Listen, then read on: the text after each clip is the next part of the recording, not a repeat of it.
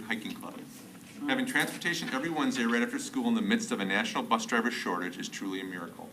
At the beginning of the school year, I knew we had the hikers and the leaders to make our club go, but having a ride to different trailheads weekly at a time of day most convenient and conducive to make a middle school club work was almost a complete limiting factor. I was actually considering getting my own CDL myself in order to make it work. Luckily, Tim swooped in and saved the day. He consistently drives for us every week, proving to be a reliable as well as kind, upbeat, and helpful. His steady dedication to driving our group, navigating the difficult rural locales, and scoping out bus turnarounds and safe drops-offs is commendable. Being able to hike different trails is key to the sense of discovery for our group, keeping our outings fresh. Tim is ready and willing to take us anywhere. He is flexible if we need to cancel due to the weather, and an excellent communicator week to week about our trips. His calm and friendly demeanor is great for the kids. We simply could not have Trail Truckers Hiking Club without him. Thank you, Tim. Thank you, Tim.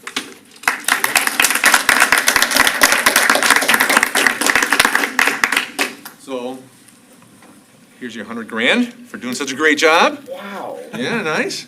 And certificate. We'll take a picture with Mr. Jelnick here. I'm gonna want to do this. I don't know. I know where Joe. Where are you going, Joe? Where are you going, Joe? There you go. Perfect. Got the load I signed behind you. 1, 2, 3. Perfect. Thanks, guys. Tim, do you want to say anything? This is the first time I've ever been to a school board meeting. Oh, wow. Welcome, Tim. And I do have to be honest, I actually live in the Poynette School District. I live on the other side of the grade, so That's all right. I chose to come here and work. After I retired, I was looking for a job that had summers off. Well, it kind of leads you to a school. And so I ended up driving bus. And after a couple of years, I started to get to know some of the staff and ended up applying for a job at OSC that I did not get. And then a little while later, they called and asked, do you want to be a sub? Okay, I'll try that. And actually, that was the greatest, because I got to go to all the different buildings and meet all the different staff. And then when the job came open, I kind of had a good idea what the jobs were going to be like. So I've been working in the middle school. This is my second full year in the middle school now, and I enjoy it. It's a positive experience, and there's a great staff. There's a great staff in this whole district, but there's great staff over at the middle school, and I try and help out any way I can. Right now, you know, we're in this, back to this a little bit, and all of a sudden, out of nowhere, these spikes start coming, and the principal says, you might have to go here or there. You know, it might be a little different. Okay, where we're gonna go. So that's the attitude I have, and it helps out. Wherever I can help out, works good. Well, thank you. Well, we Thank really, you so much. We need really more of you. appreciate I was it. gonna say, Keep it running, keep it running, that's for sure. All right, thank you very much. Thanks, for Tim. Thank you. my work.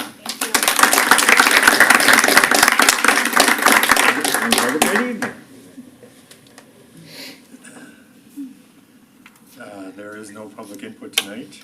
No one has signed up for public input.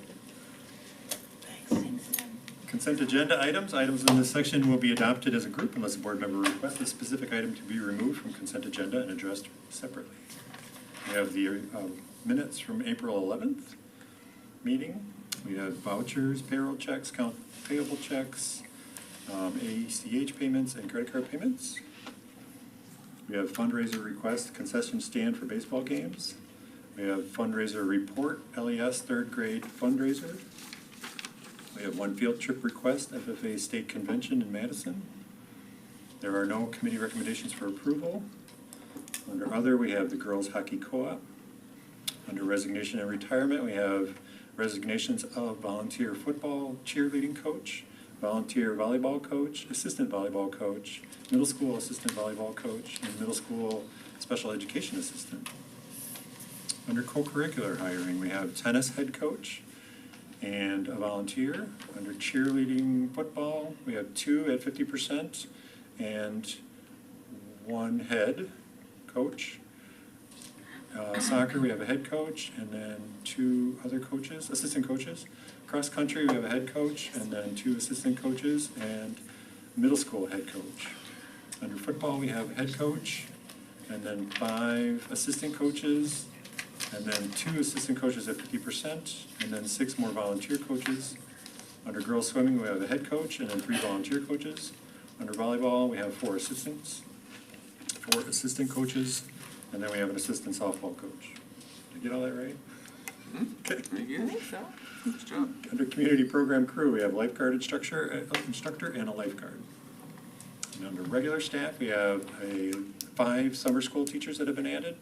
We have 5 summer school EAs, educational assistants. We have 1 long-term high school art teacher sub. Primary school special education assistant, there are 3 of them. High school counselor, 7th grade language arts, 3rd grade teacher, elementary school literary specialist, middle school, high school instructional coach, 7th grade math, language arts support, and administrative assistant to the director of student services. Under personnel other, we have leave without pay requests for 5 people. Okay. I make a motion to approve the consent agenda as presented with the exception of tabling of the administrative assistant to director of student services and registrar. Motion by Angie and a second by Terry. Is there any further discussion? Can I ask a question? Yeah, sure. Under 7.02 vouchers, when I was preparing for the meeting, under credit card transactions, the question that I have is, how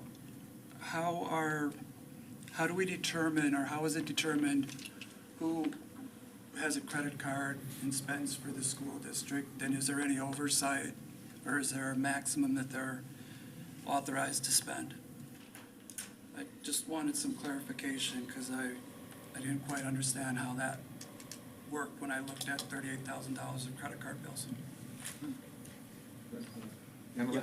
Yeah, so I can at least start to talk about the process of who gets a credit card.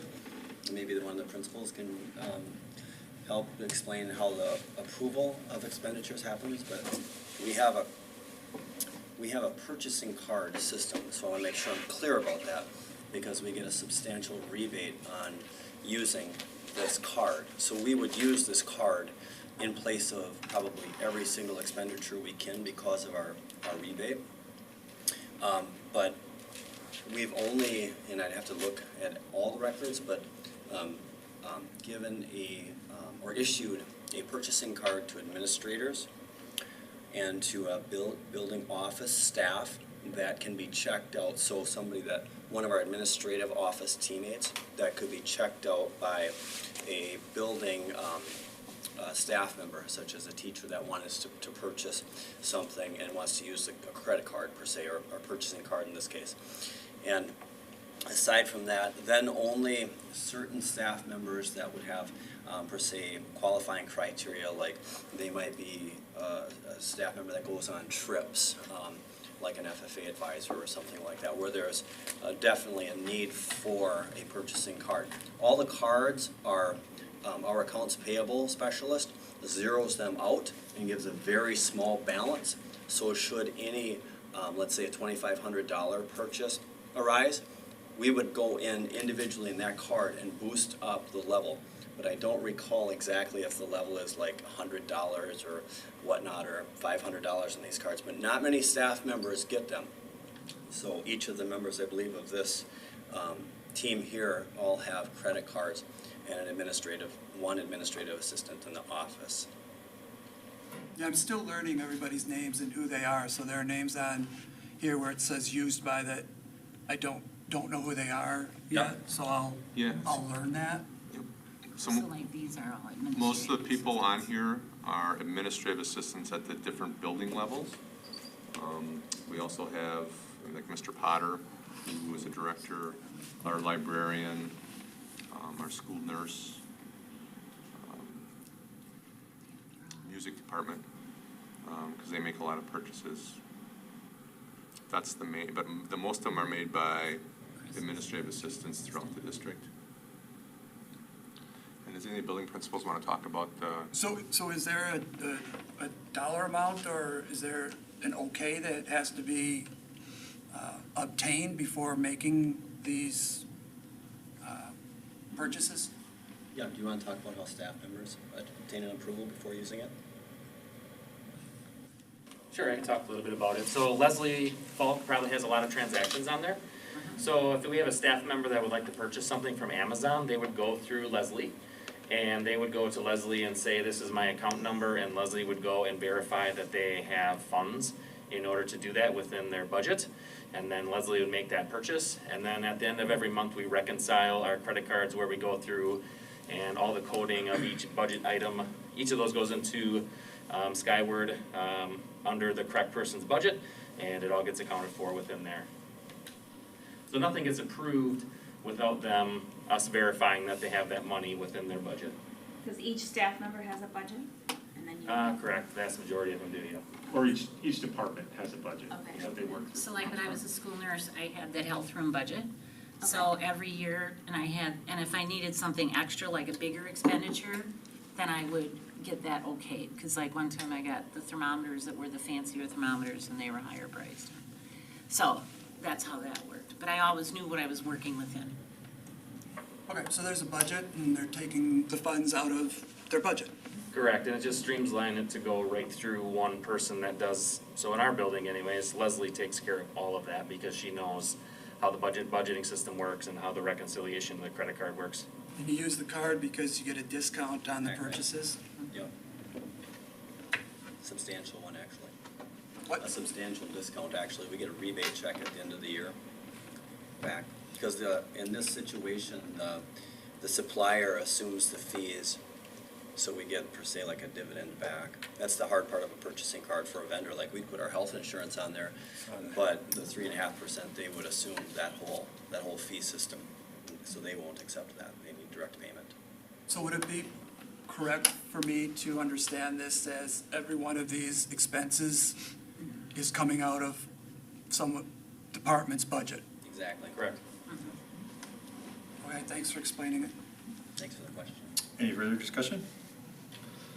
All in favor say aye. Aye. Aye. Passes 5-0. COVID mitigation.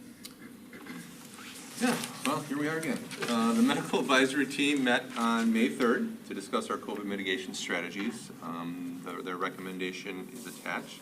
They recommended that we stick with our current mitigation efforts as cases have continued, have risen in both Columbia County and Dane County.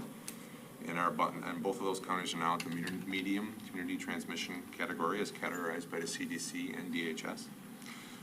We have seen a significant increase in cases in the district over the last 2 weeks, and we were continuing to contact trace and make people aware of these students, or they themselves were close contact. And we're not planning on making any changes, but as the board saw like at the end of last week, I ended up sending a letter out to families because our numbers have really spiked towards the end of last week.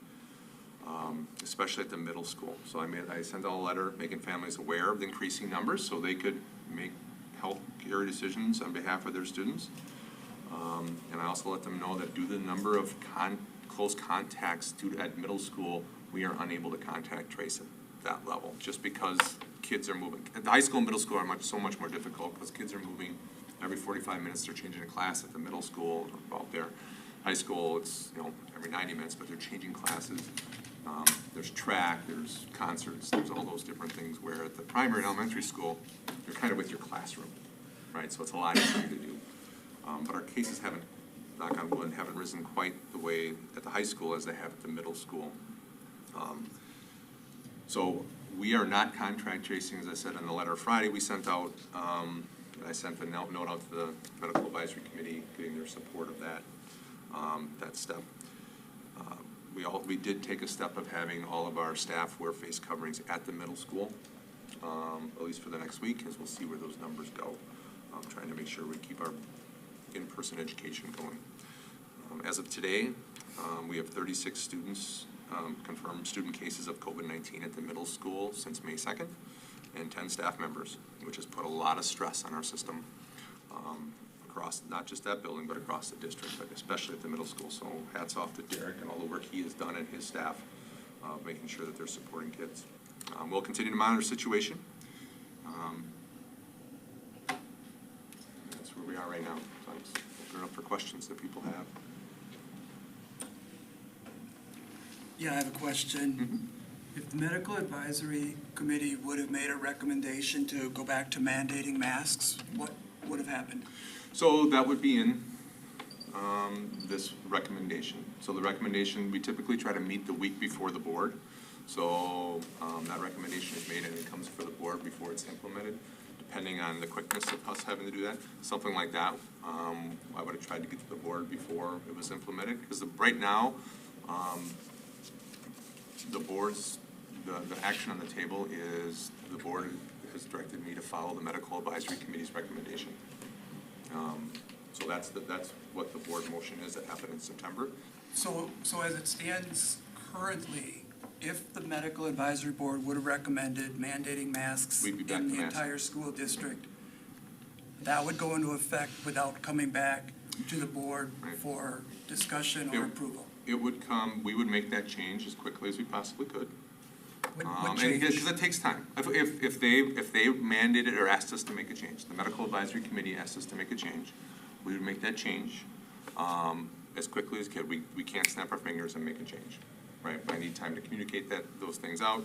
But we wouldn't vote on it. We wouldn't, until we got to this. As it stands right As now. it stands right To now, this meeting, until we right? got to this meeting, right? So we'd get to this meeting, and then again, I would share the information, just like I just got done sharing.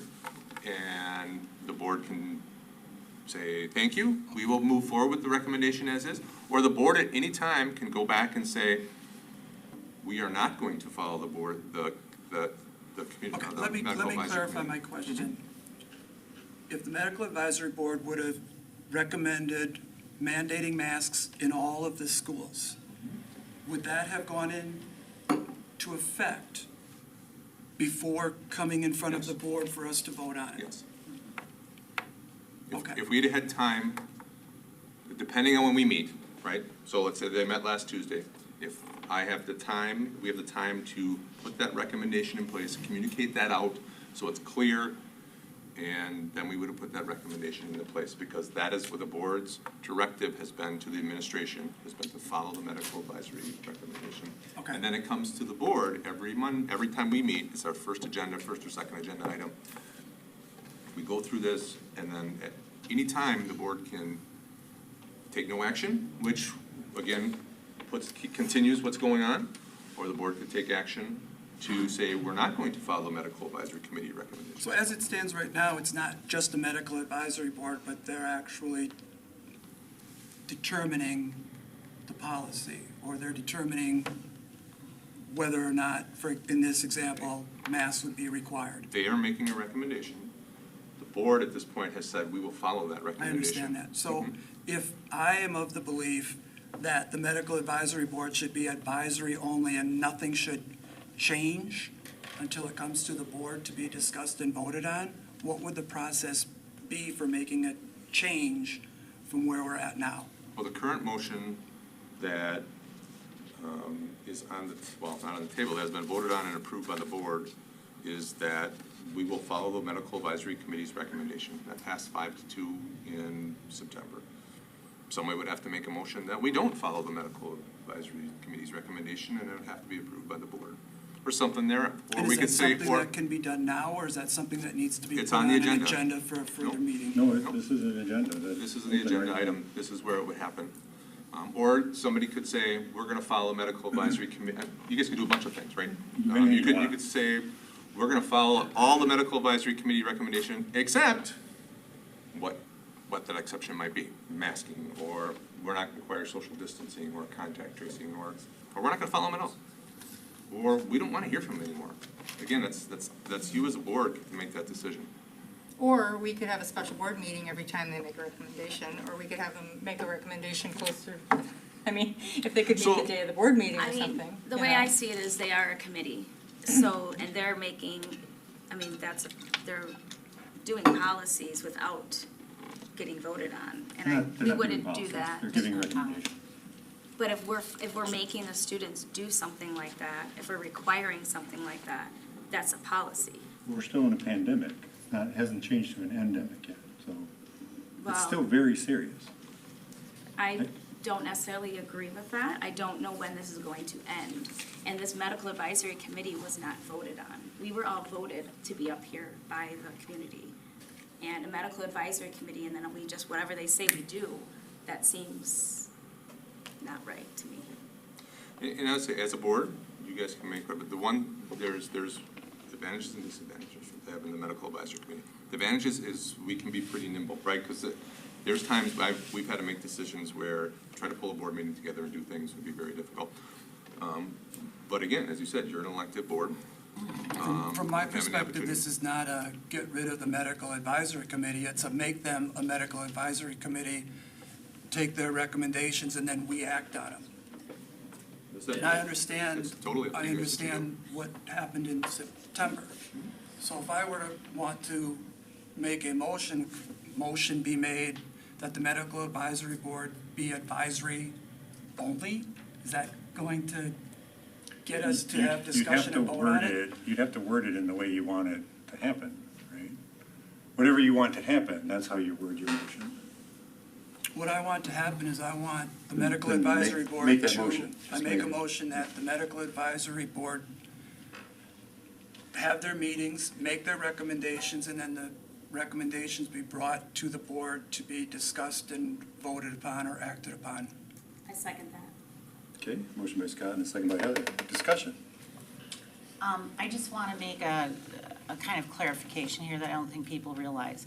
So every school district has a medical advisory, A medical advisor. and a medical Single. advisor, Right. and a doctor. In each community, every school has a medical advisor. They are usually volunteer, they are not paid for.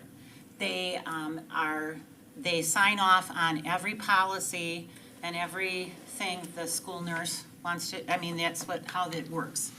School nurses just don't go out and do things on their own. Then the next thing that happens is everything they have been talking about and that we have been using them for this year is what used to be directed by the CDC and the Department of Health. A board that has not really, I mean, you have medical background, I have medical background, Angie has medical background, but it doesn't mean that every school board would have that. So what happens is these people have then become those advisory people. How we use them is whatever. I want you to know the history of how we used to have it. For H1N1, which you were here for, Heather, the CDC and the Department of Health told us exactly what to do. No school board anywhere in Wisconsin, or the United States probably, had to think about what to do. We were told what to do, and it was very consistent. So Well, that's what happened here. One of the things I also do want to make clear is that there's still at times that there need to be made decisions, but regardless of how this goes, there are still times that I will have to make decisions for the entire district based on things like the medical advisory, and that would be even without the medical advisory. Either way, you do that. There's certain times that we got to be nimble enough that I have to make a decision. So for example, if our COVID numbers continue to rise the way they are at the middle school, there is a chance that I will call school off on Thursday at the middle school level, because all those numbers, like to give them a 4-day weekend, because we have Friday off, to try to slow that spread down a little bit. Not something I would take to the medical advisory committee, not something I would have the board, it's something I would just need to do. I would let you know, we're gonna do this. But there's certain decisions I, as the person who's running the district, have to be able to make in a quick way, and then we'll come back to the board, and we can discuss it, and you can tell me, Vince, you overstepped your bounds, or you didn't overstep your bounds, or that's the feedback you give me as part of my evaluation process. But there still will be decisions that I will have to make on a I daily basis, value which I still the do. input of the medical advisory board, and there's every likelihood that I would agree and support everything that they say. But masks are a very hot button issue. And I don't want the Yeah. medical advisory board deciding what our masking policy is going to be. I want the board to have the final say, or to be the people that make the final say for the school district. So that's all I'm trying to accomplish. I'm not trying to put the medical advisory board out of business. I, like I said, value the input and value their expertise. But I don't want them deciding on what the mask policy is going to be. I want them to make their recommendations. But I want us to be the people that responsible for making that decision. But that's what's happening now. They're making a recommendation and we're adopting it. Based on what happened in September. Right. So you're talking about the lag between them meeting usually the week before we meet and then our meeting on Monday, right? So there's a time period where the way the motion was voted on is that we don't wait that week or whatever to talk about it. And we don't call a special meeting, you know, that just happens. So it's that, I mean, and I think it's time sensitive, you know, so if they're recommending that masks were to be, you know, required in the middle school, whatever, or some I'm more than schools. happy to come in for a special meeting Well, if that's what that's- it, yeah, if I mean, that, or what are the if options the way the to- dates fall are such that the recommendation is the day after this meeting, I'm happy to come in for a special meeting on Wednesday or on Monday, not wait a full month to act on it. I just don't want the medical advisory board saying, we recommend masks mandated for all of the schools in the Lodi School District without me having a say in whether I agree or don't agree. Maybe I will, maybe I won't. Right. At this point, it's like, there's a lag of about a week before we would vote on it. Depending on when. Depending on what, right, yeah, because sometimes it has to do with their, Well, I want to vote on it. Yeah. What I want to do is I want to vote on it before anything were to Immediately. change. Well, So and I that- guess. that's what I'm trying to convey. Yeah, and just getting more into COVID, I'm just wondering, I don't think it's going away, and I don't think it's going to get better than what it is right now. So I'm just curious, when are we stopping the testing and all that? Because the rest of the world, if you're not in a school, the rest of the world does not go and get tested every time they have a stuffy nose. So, I mean, I get that people don't want to get sick. Nobody wants to get sick. But I would love to know, these kids that are missing school, first of all, there was all those DC kids, there was 44, were forced to get tested before they left. And I know for a fact, there was some of them that tested positive, that didn't get to go on the DC trip the day before, and they had no symptoms. So right there, those numbers are going up just because of that. There's kids that got tested that normally wouldn't have gotten because they have no symptoms. Heather, they had to get tested because of the tour trip. That wasn't our idea. Requirement of Well, I'm just They saying. go though, on a tour for Washington That's, DC I'm and that not was saying. their rule. Okay, but what I'm That saying wasn't is, ours. it goes through the school. So the school's numbers are going up because of that, though, where there's kids that would never have gotten tested. So I would like to know the percentage, like, yeah, you're saying the numbers are going up, well, yeah, but there was 40 extra kids that got tested, too. So I'd like to know the percentage. And also, it would be interesting to know, what are these people's symptoms? Because having kids go out, not going to school for a stuffy nose and a sore throat, I mean, everyone else in the world is going to work with a stuffy nose and sore throat and going anywhere else. But because we're in a school, we're doing all this testing all the time.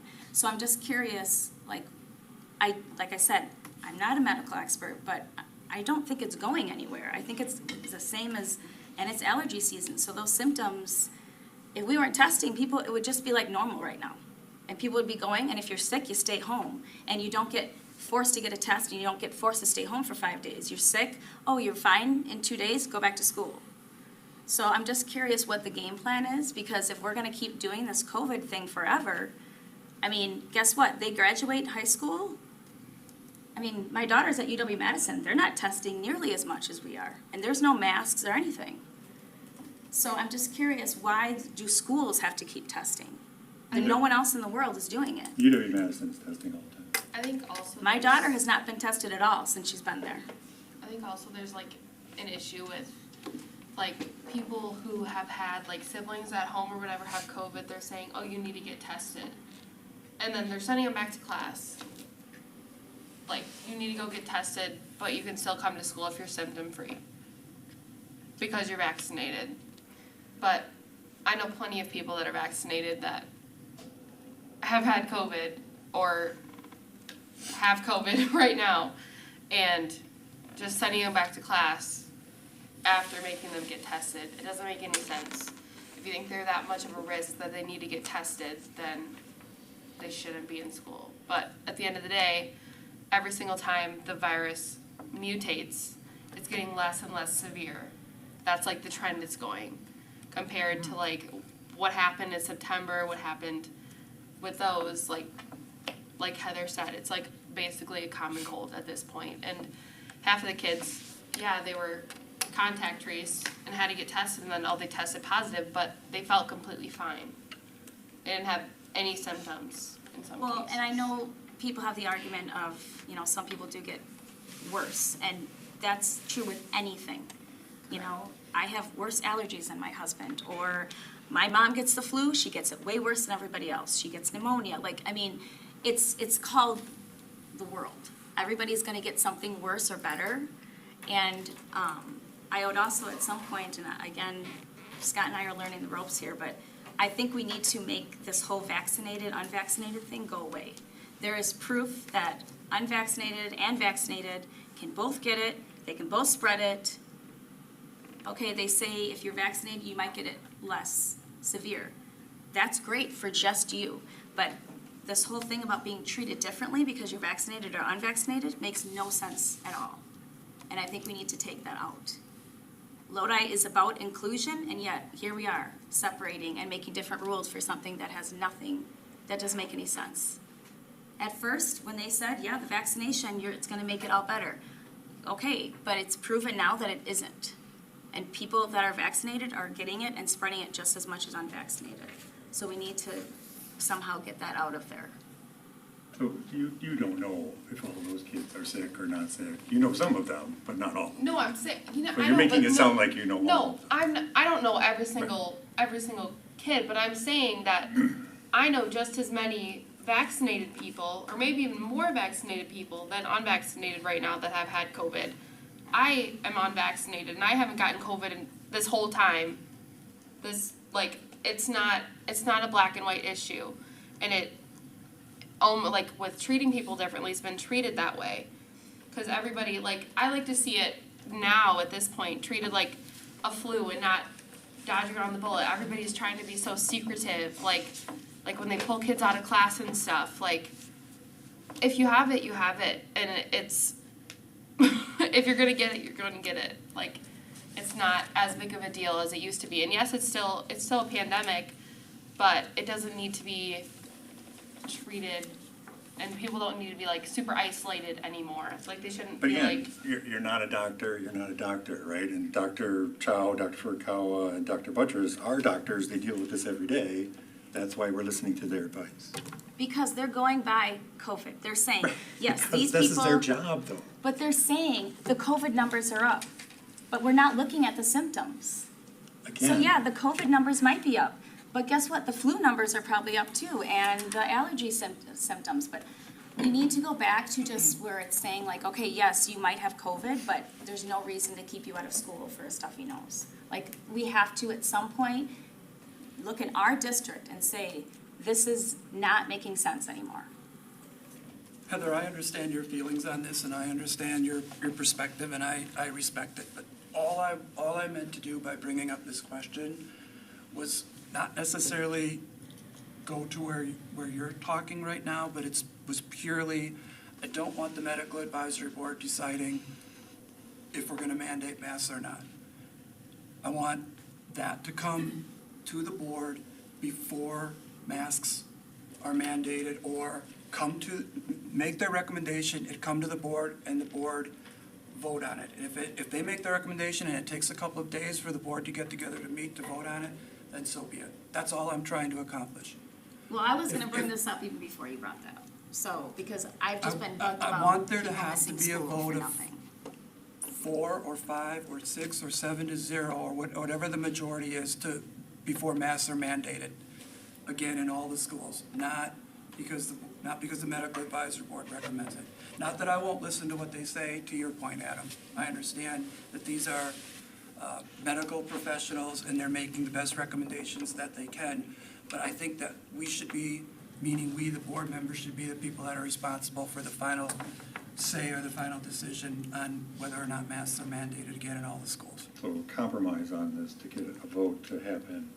Could they meet in a fashion where it's closer to our board meeting on a regular basis? Typically, they meet the Tuesday before our board meeting, so like, they met May 3rd, right? So it was last Tuesday. And that Tuesday Usually works takes for us- them? Well, yeah, so it's trying to find a time that works for them, that they can free up office time to Right. do that. And it gives us a couple days to then put the recommendation all together and verify that it's what it's, so it works pretty well right now, right? We Okay. get to, so for example, when the opposite argument was when we went away from masks, people were upset that we didn't snap our fingers when the medical advisory said, yep, we can move away from masks. I'm like, well, it takes us a couple days to put that recommendation together, make sure that this is very clear what this means for everybody, because at that point. Yes, but if it's the not- medical advisory board recommended that masks be mandated in all schools, they'd be snapping the fingers and they'd be on the would- kids the next day. We would do the same thing that we did with, when we took them off. It would take a couple days. It would just take, because we need to make sure that communication is very clear out to staff, out to families. It takes time to put that together in a clear way that's not, and run it by some people so make sure that this message is very clear, because it's very easy to read things into those messages. We want to make sure it's clear and get that messaging But out I'm right. guessing, just from Right. still being a parent in the district, I'm guessing you would basically send out an email saying, this is what they said, we're not gonna mandate it until this. But then parents would at least have the option and would know. I would, do sit- it. so But like, you're not going to mandate it until the next board meeting and When- we take it Well, I'm under saying discussion and originally, vote on it? they originally, I mean, I would, That's basically what my that's motion what is. I wanna do, Right, is that's vote what your on it, but motion is. I'm just saying that that's how, but you were asking It's what would still- happen if we had currently, what would happen if the board, if they would have mandated something like that on last Tuesday, it would have took a couple days for me to put some things together and make sure that communication was very clear, make sure that the medical advisory committee, like everything we put in there was absolutely what they wanted to put in, like, what they meant, right? That no one of them is putting words in each other's mouth, or I'm putting words in their mouth. Make sure it's clear, make sure our staff is very clear what this means and how we're gonna do these things. And then we would send that out. That's what we did with when the mask came off. Right? We need to make sure it was clear so families knew, our staff knew, it was very clear. I understand all that. Essentially, I mean, I've stated my point. I'm just kind of repeating myself at this point. I don't really need to say anymore. I just want the 7 of us that are elected as board members to be the ones, at this point, deciding if masks are mandated again. So do you want us to specify that it's if mask, like, say they made another recommendation? No, Like, just leave it masks? general, Just- their I think- recommendation in general. We'll just do masks. Leave it general. Are they, okay, fine. Just leave it That's fine. general, Wait, it's that's fine. far more Do you want me to compromising. reread the motion? Yeah, sure, please, thank you. Did you clean it up? Thank you. Motion, Bill C. Barron, for the Medical Advisory Board to have their meetings and make recommendations. The recommendations be brought to the board to be voted on before implemented. Thank you. Right, and so I will argue again, that is what is happening now, whether you believe that or not, right? Because we said, we trust in their thing, and that is what they're doing. It comes in, whatever it is, whatever they recommend, we've already approved that we agree with that, because they are the doctors. he's making a motion to I change understand, that. we're having a discussion about that motion. Okay. And I'm saying, what his motion is already being done today, right? I think it's. It is, but it there- isn't. Well, I think there's. Because if we disagree with the recommendation. You can make a motion right now to disagree. So we've always been able to do that, but it Right. hasn't, No one's ever disagreed to the point where Because- they wanted to make a motion. right. So like, we always have it on the agenda so that it Mo can read be. it off. Mhm. So it's, I guess, I don't have anything more to discuss. Well, do we want to talk about logistics, like when we would meet, or would we meet at the next regularly scheduled board meeting? I know would at think we least would one time- regularly try to do the regular scheduled board meeting, unless it's something, like Critical. we're meeting special for some other reason, right, from the medical advisor. That's the reason we meet. Yeah. The times we meet is so it's the week before the board meeting. Right. Right, and it gives us time to So- put because it everything would take you together, time to to get it in the board implement docs it on and then- Friday by noon, so you guys have a chance to review it before we come to the board meeting. Right. So that's why, Tuesdays worked, and secondly, it works, Mm-hmm. there's only been a couple times where it's been like a week and a half before. Well, that's but- what I was gonna say, it has been yeah. 2 weeks before. Or like the last time when we talked about masks coming off, we had a special meeting, because then the numbers were, Right. you know. Well, do you Now, want could to our, specify that we'd have to act upon it within a week?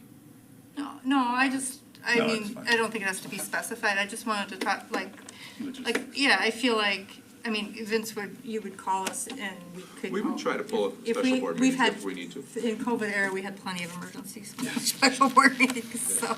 Well, I that's think the this thing is with- an issue that the community's split on. I think this is an issue that's important to a lot in the community, and I, for one, would have no problem having us coming for a special meeting to discuss it and vote on it.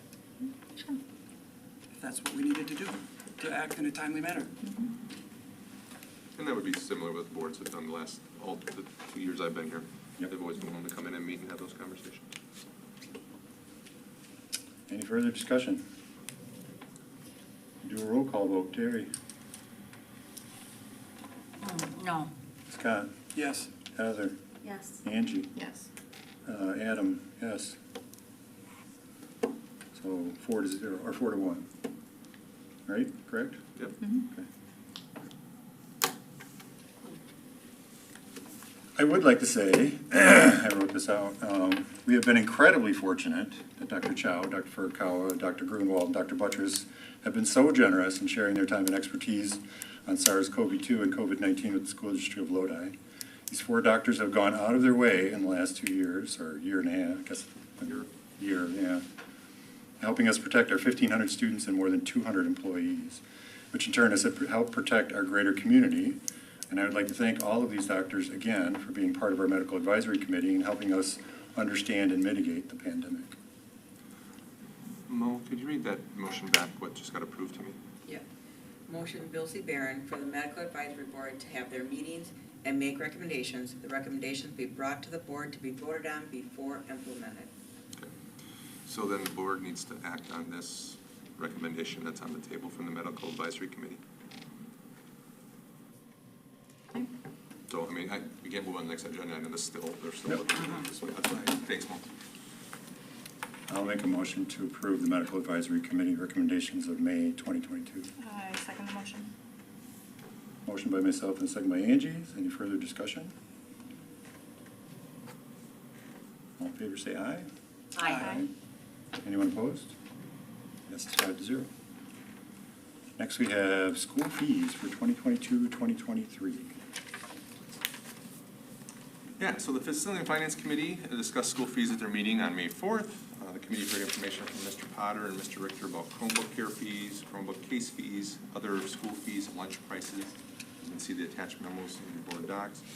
The committee voted unanimously to recommend the board approve the administrative suggested fees as contained in the motion below. And again, one of the things we discussed was really with the referendum passing, not touching fees a whole lot. The only fees we did increase a little bit were Chromebook care fees and Chromebook cases, but that's just a reflection of the actual cost of those items. And then we've always had a chance to bundle those together. So it just reflects the actual cost of those items going up. There are other fees we've remained the same, at least for this coming year. I make a motion to move to increase the Chrome Care fee from $20 to $25 annually, the fee for Chromebook cases from $23 to $25 annually, and an increase of the Chrome Care Chromebook case package from $38 to $45 annually, to maintain the other school district fees as presented, and to maintain the school lunch prices as presented. I second that. Motion by Angie and a second by Terry. Any further discussion? All in favor say aye. Aye. Aye. Anyone opposed? Passes 5-0. Next we have Director, Specialist, and Coordinator 2022-2023. Yeah, so this group, directors, specialist coordinators, were not included in the motion in the last Board of Education meeting. We talked about compensation, and therefore the administration is bringing forward a recommendation to compensate a CPI increase of 4.7 to be placed on salaries using the percentage method for the 22-23 school year. Again, the Facility and Finance Committee reviewed these recommendations at their last meeting and voted unanimously to move it to the full board with the recommendation of approval. I make a motion to move to recommend full board approval of a 4.7% increase on directors, specialists, and coordinators' salaries using the percentage method for the 2022-23 fiscal year. I'll second. Motion by Scott and a second by Angie. Any further discussion? All in favor say aye. Aye. Is anyone opposed? Passes 5-0. Next we have support staff. So as you can see, the Facility and Finance Committee were a little bit. Yes. So support staff salary, the district had a small group of support staff who, due to the way in which the 22-23 compensation was being applied to wages, will fall short of reaching the 4.7 consumer price index increase. It's our the administration's recommendation that a supplemental increase, which is indicated, be approved for those staff members to ensure they also get a minimum of 4.7% increase as the rest of the staff, excluding administrators, received for next school year.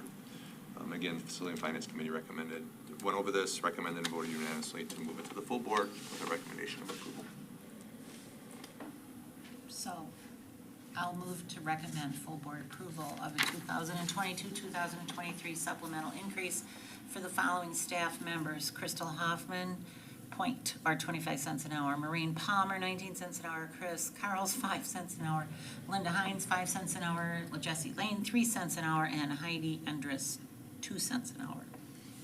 I second. Motion by Terry and a second by Scott. Any further discussion?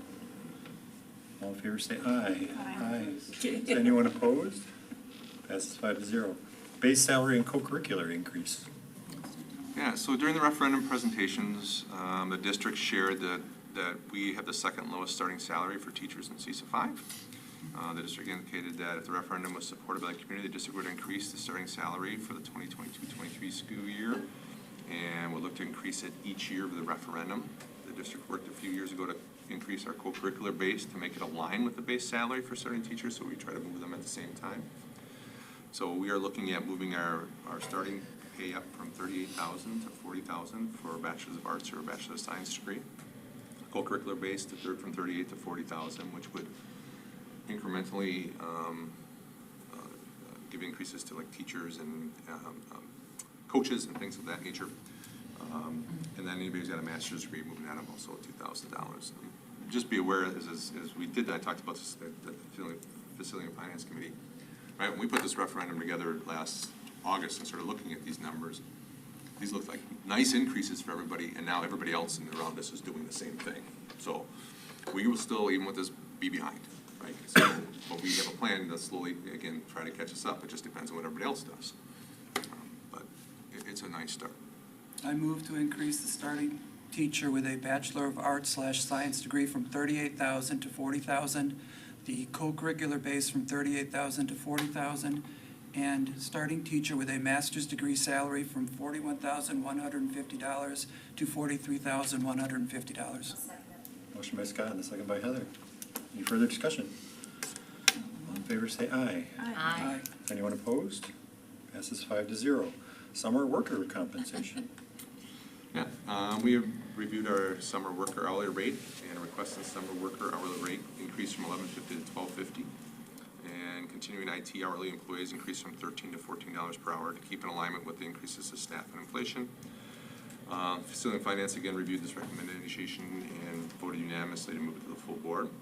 We did share that the $12.50 rate is really tied to our support staff sub rate and may need to be adjusted as the board looks at teacher and support staff substitution rates at their next meeting. That's something the Facility and Finance Committee will look at the next meeting at our substitution rates, so that may come up in a little bit more. Okay. I recommend full board approval of increasing the summer worker hourly rate from $11.50 per hour to $12.50 per hour, and the summer IT returning worker hourly rate from $13 per hour to $14 per hour, beginning June 1st, 2022, or concurrent with the first day of 2022 seasonal summer employment. Motion by Terry, a second by Heather. Any further discussion? All in favor say aye. Aye. Is anyone opposed? Passes 5-0. Next, we have the big one for this Oh, yeah. every spring. Parent-student handbooks. Yeah, it's a lot of reading. So this time, it's that time of year when we're finishing up one school year in the midst of planning for a new one. The handbooks that are being presented for approval are ones in the first step of that process. They need to be approved before we can start our online registration process for next year, which is set to open on May 16th, 2022. Summaries are provided outlining proposed changes to the submitted parent-student handbooks for next year, and I just really appreciate the building principals. It is a crazy time of year. Regardless, this time of year is always, and then it's take time to go through your handbooks and update them. It's really difficult, so I appreciate all their time and effort in putting those together. So in reading all this stuff, Joe and Derek, we've switched to advisory at middle school and high school, and that's a big change that we're not aware of what's going on. And what could you guys explain some of that stuff? Because we're getting rid of RTI and all the other stuff, and so what's going on? So we have a traditionally have had a homeroom on Mondays. So at the end of the day after their fourth block, they go to homeroom where they schedule for their intervention periods for the rest of the week. They used to go to homeroom for the first 10 minutes on Monday to schedule for intervention, and then they would go to their first intervention period. In the last year and a half, 2 years, with our initiative to reach out to kids and work on social emotional learning, we have set up advisory groups that happen on Mondays. So every Monday, we still schedule, but instead of going to intervention period, they will stay with their homeroom and work on activities that meet their needs as far as social emotional learning. After having a lot of discussion with staff, we have decided to move that next year to Monday after our first block and after our snack break. So it'll be an amended schedule on Monday, and then they'll go right to the end of the day with their fourth block. We feel as though moving it closer to the beginning of the day would be more advantageous for connecting with kids right after the weekend, going through some of those lessons. And it seems to be a little bit more difficult for them to get through that at the end of the day on Monday. Yeah, it makes sense. So we use something that's called Satchel Pulse. Ann Kirschbaum has done an outstanding job this year putting together lessons for our staff. She's very flexible about what our staff does with those lessons, and it's more just making connections with kids. Yeah. And again, we'll do that next year, closer to the beginning of the day.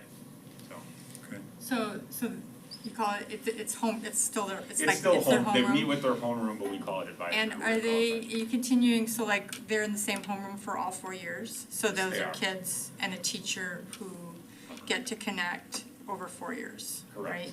Yep. Yeah, at the middle school level, so first of all, advisory is really in response to the strategic plan, Right. under nurturing the whole child. And at the middle school, we're going to land in our advisory every single day. It doesn't necessarily mean we'll run an advisory block. But really, it's a time for kids to show up to school and a time for them to share, a time for them to be represented, and a time for them to feel valued. We also plan to use some time to run structured social emotional lessons, such as helping students understand self-awareness, social awareness, and building relationships, things like that. So that's something that we are going towards next year. We had 2 full-day trainings as a part of our collaboration days this year to get us ready for that.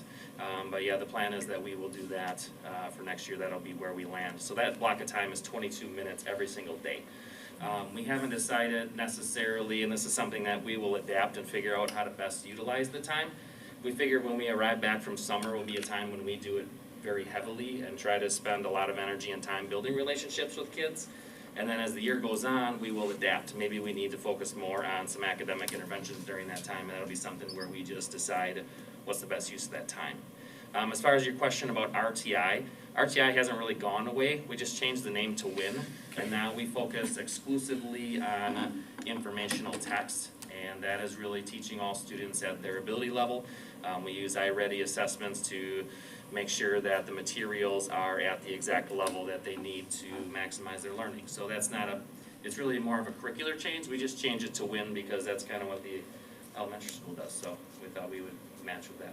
So none of this is new. This is what we've been doing for months now, Before at you least a heard the year. term Satchel Yes. Pulse, advisory, Yeah. our homeroom was an opportunity for kids Right. to connect with teachers and teachers to No, connect. but it's just the solidification of all the things that we've been doing. It's all coming together. Here it is. Now it's going to happen.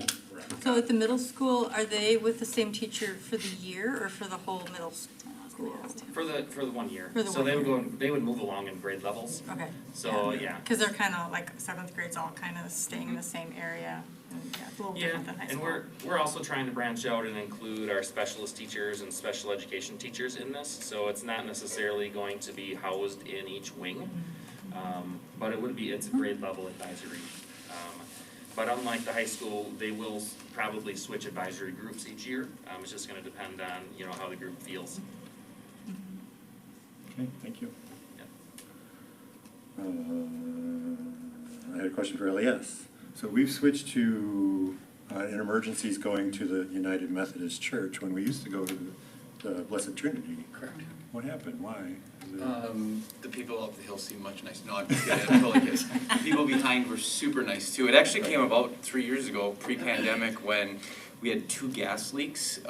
Both of them were very, very small, but it was right after the Sun Prairie explosion, and staff said, hey, you know how we could really spit from this church to the back of our school? Are we really far enough away? And the answer at that point was no, and the other place we would go was here, and in the MG&E conversations, they're like, you have to be at least 300 yards away, so neither one of those were 300 yards away, so they really weren't effective, safe spots. They were super convenient, they were nice and close, so that is why we go up the street now. The other reason too is that if we were ever into a true crisis situation, they typically will seal off a perimeter, like police department will. Second thing that happens in crises is that like it just becomes gridlock around the scene too.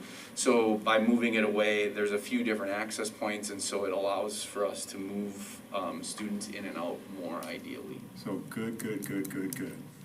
Yeah, the one downside is if it's raining, you know, it's a little bit further away than this was, but yeah, it's super well set up, like, so we go right into their basement. We work on reunification, so reunification happens all upstairs.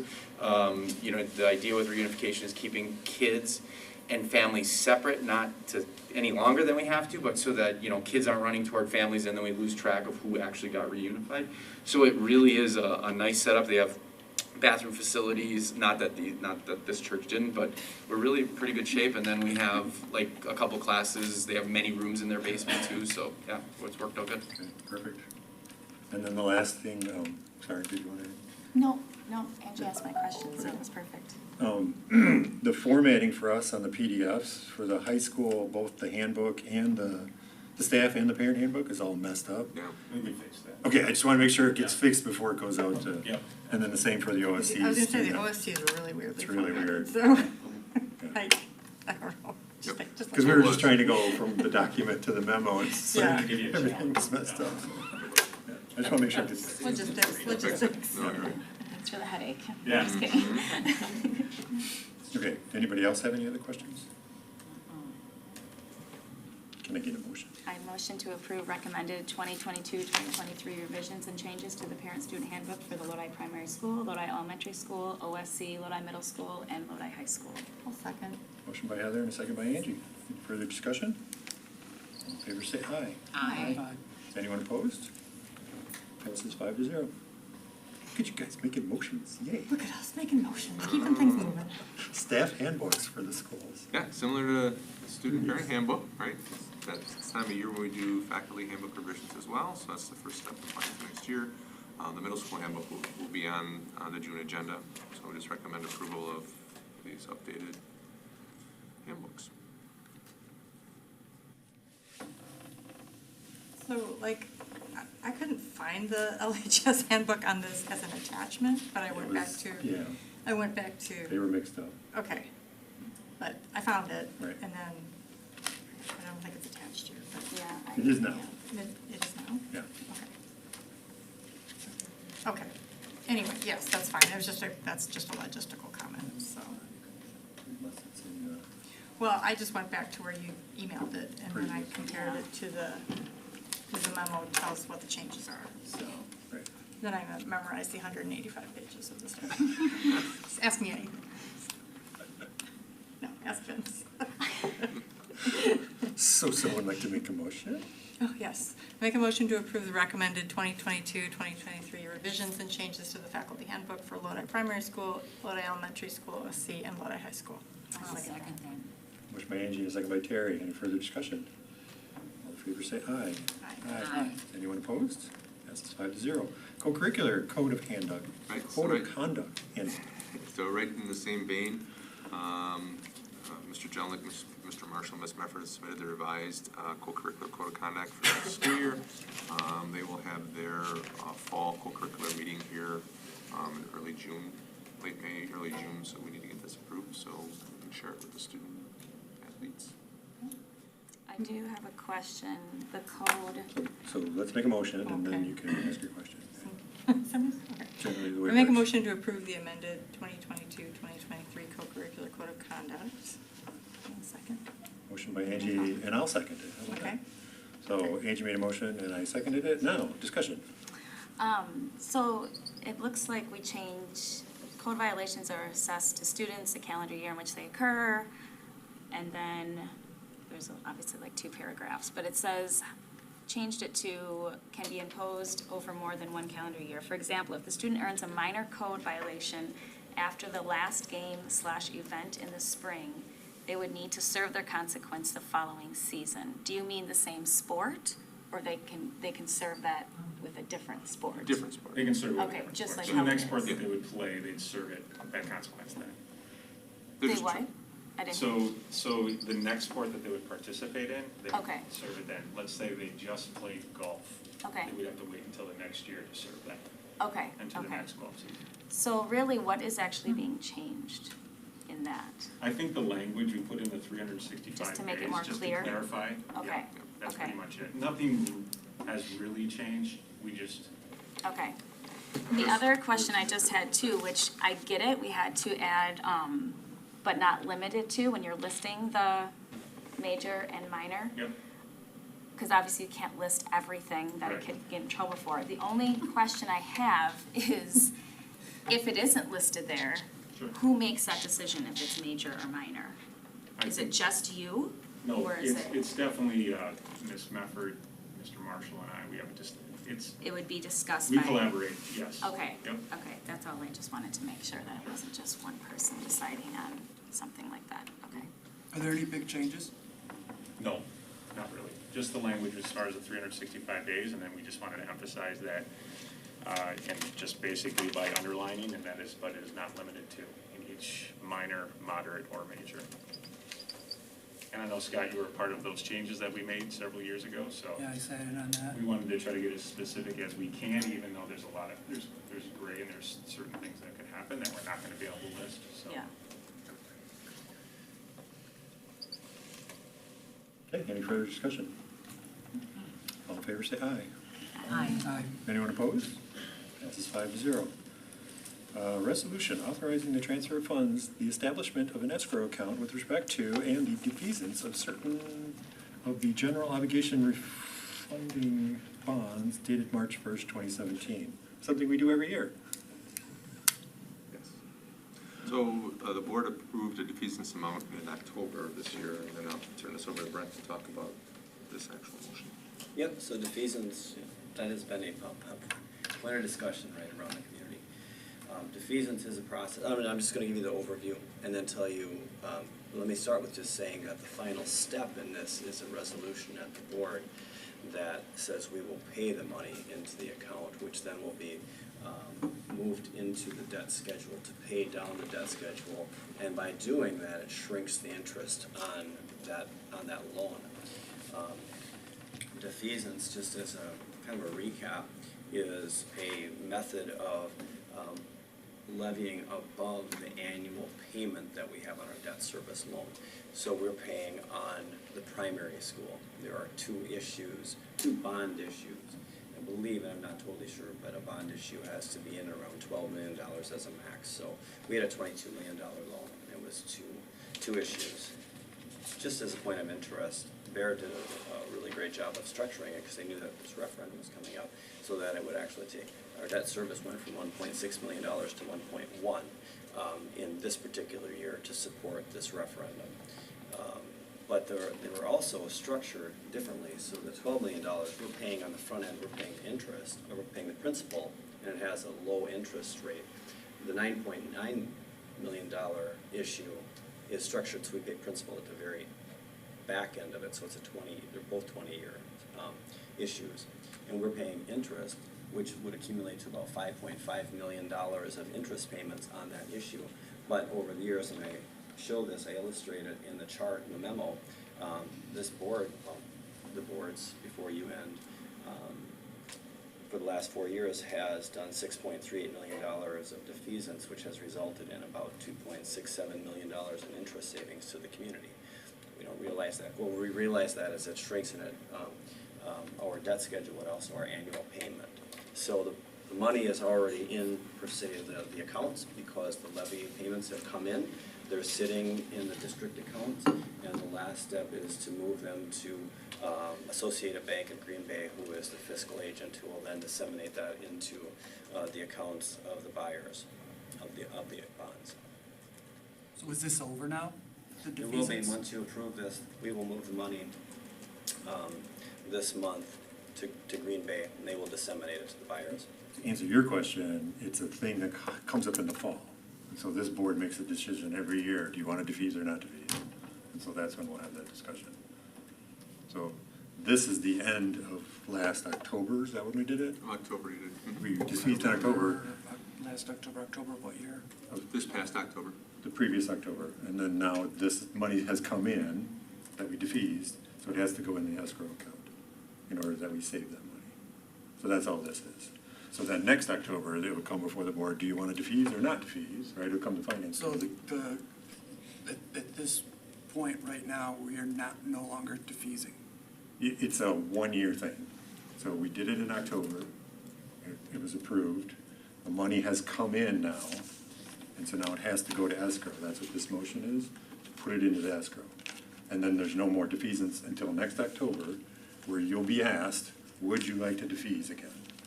Right, so it comes up every year. That's how it works.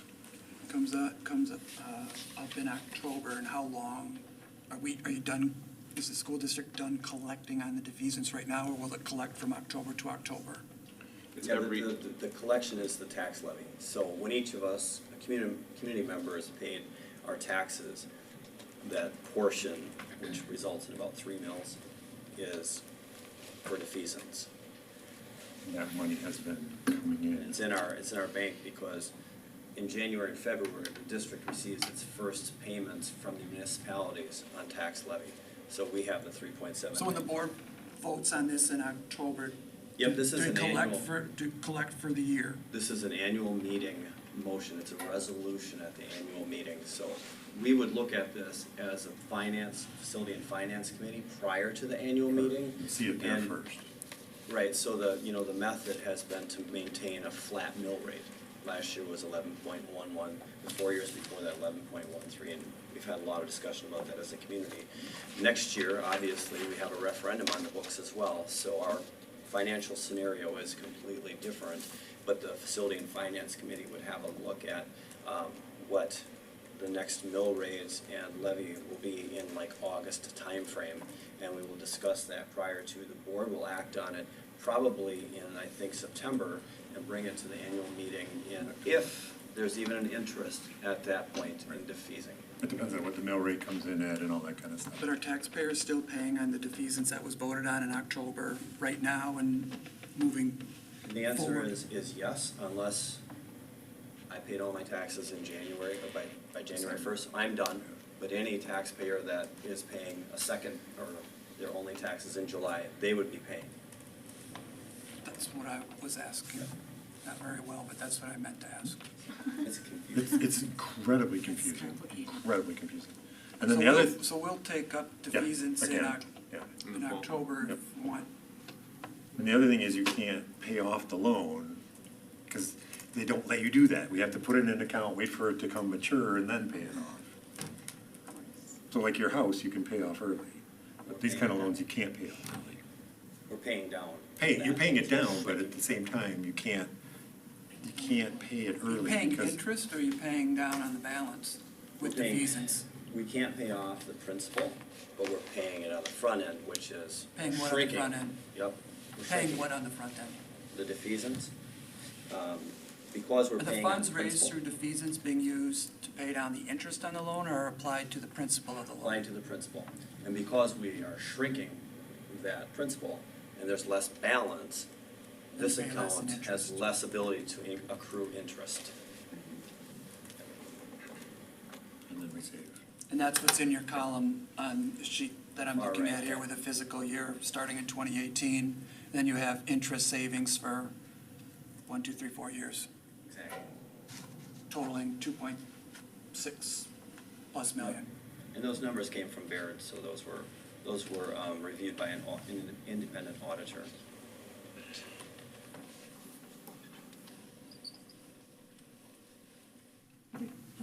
I move to approve the resolution as presented. I second. Motion by Angie and a second by Scott. Any further discussion? All in favor say aye. Aye. Is anyone opposed? Passes 5-0. Communication audit plan update. Yeah, so at the April 2022 board meeting, the board approved the district moving ahead with the communications audit, which would lead to a communication plan. This is linked directly to our strategic plan, the priorities that were given to us by our community. Patty Lux has met with each member of the administrative team, met with other key individuals in the school district over the past couple of weeks. She surveyed our staff and our high school students about our communication. And then this past week, she conducted a community focus group to get their input on district communications. So a big thank you to the following people who gave up a beautiful Wednesday. Last Wednesday was gorgeous. And they provided, but they came in here and provided input. So Mike Gaethel, who's a government leader and a parent, or had students go through the district. Heidi LaHue, who's a Chamber of Commerce, and is a current parent. Lyle Henriksen, who's a retiree. Anna Carls, who's kind of a community connector and runs crew. Donna Richter, again, parent of a recent graduate. Patty Mead, retiree with grandkids in the district. Terry Haig, who's a board member, who represented you, and she also is a retiree from the district with grandkids in the district. Ryan Lear, who's on the fire department and lives in the community. Liberty Newport, who's a parent of a primary school and elementary school student. Stephanie Caves, who's a parent of a primary school and middle school student. And Tyler Potter, who's a staff member and a parent of a high school student. So we went through about hour and 45 minutes work, and so Patty gathered that information. We'll take that and we'll take all that information. I need to meet with her one more time, and then hopefully put together an audit, and then we will look at developing a communications plan. So hopefully the next board meeting, the one after, she will have a communications plan together for us. And then we'll get a presentation on that or something and go through it. Cool. I sat in on it. It was informative to hear what people in the community are thinking and feeling. It was after our All right, fine. committee meeting, so I just came over and listened. Hard part's not jumping in. Like I told them when I first got here, I'm like, okay, my job's not to participate, and it's really hard, just to sit here and listen and not give. She did a really nice job. She did a very nice job. And it was a very good group, right? We picked a group who tried to represent the community in different phases. We talked about surveying the community. We felt that the community has been surveyed out, right? We just don't need to survey the community probably right now. So we tried to find people who represent the community in different areas, but are also vested in the community, in our district, and being supportive. And so we're very, we asked them to be honest and open and give us, things they thought were going well, areas they thought we could do better on, and ideas they had. So it was very valuable. Okay, anybody have any questions for Vince? When did you say that we probably have a plan or a draft plan or something? I think the next board meeting in the following week. July. The easiest board meeting. There are no first policy readings. Second policy readings. We have policy 381, addressing controversial issues. Policy Rule 381, guidelines for addressing controversial issues with students in classes and other school activities. And policy 872, revision complaints against school personnel. Yeah, so the controversial issues policy and rule are something that the policy committee took a lot of time putting together. Dr. Carls helped lead that process to create that policy and rule. It came out of a review of our policies by a third-party vendor who identified this as an area that Lodi might want to consider developing a policy and rule in. I'll kind of let Dr. Carls talk again about that process, but it came out of the policy committee, recommended a 3 unanimous vote. Problem is none of those people are here today. One is not on the board and the other two are ill. So, but they voted. What happens when you're on the policy committee? It happens, right? So careful if you're on the policy committee. Yeah. And so to both of our new members, I spoke about this a little bit at the previous board meeting. I believe you both were here, and so I'm not gonna read the whole memo, but I did put it in a memo, which I think accurately outlines the process that has been outlined to get to this point. We're at the second reading of this policy. Again, came out of recommendation from 2 third-party vendors. That was Neola and WASB. It has been in front of our educators' eyes multiple times. It's been in front of the policy committee multiple times and adjusted based on their feedback. And it has been in front of our legal counsel as well. And I'm happy to answer any questions. The policy committee at the time was, I believe, so it would have been Mr. Whipforth and Mrs. Byer, and then Mrs. McMorris as well, who is now the chair of the policy committee. I guess the only thing I would be nervous about is when it comes to, let's say, history that isn't very comfortable for anybody to talk about. Nobody wants to hear about slavery and, war and all that. I just feel like if it's history, it needs to be talked about, because that's how we learn from history, to not repeat mistakes. So I guess that's the only thing, is that I don't want it to be like, oh, well, that's just not very nice to talk about. It might make kids uncomfortable. We're not going to talk about it. But then at the same time, I don't want, when you talk about that, though, I also don't want it to be like, let's say slavery. Majority of slaves were black, African Americans, and majority of slave owners were white people. But there were slave owners that were different colors or whatever. So let's talk about history, let's not do that again. And instead of being like, oh, well, you're a white person, you should feel bad for what your ancestors did. I wouldn't want that. I would want it to be more like, look at what we learned. This was ridiculous to do. So I guess that's the only thing I would feel a little more comfortable with, more specific language in there. Like, as far as history, I don't think it should be a thing where if it's uncomfortable, it's uncomfortable. We need to talk about that, though, so this doesn't happen again.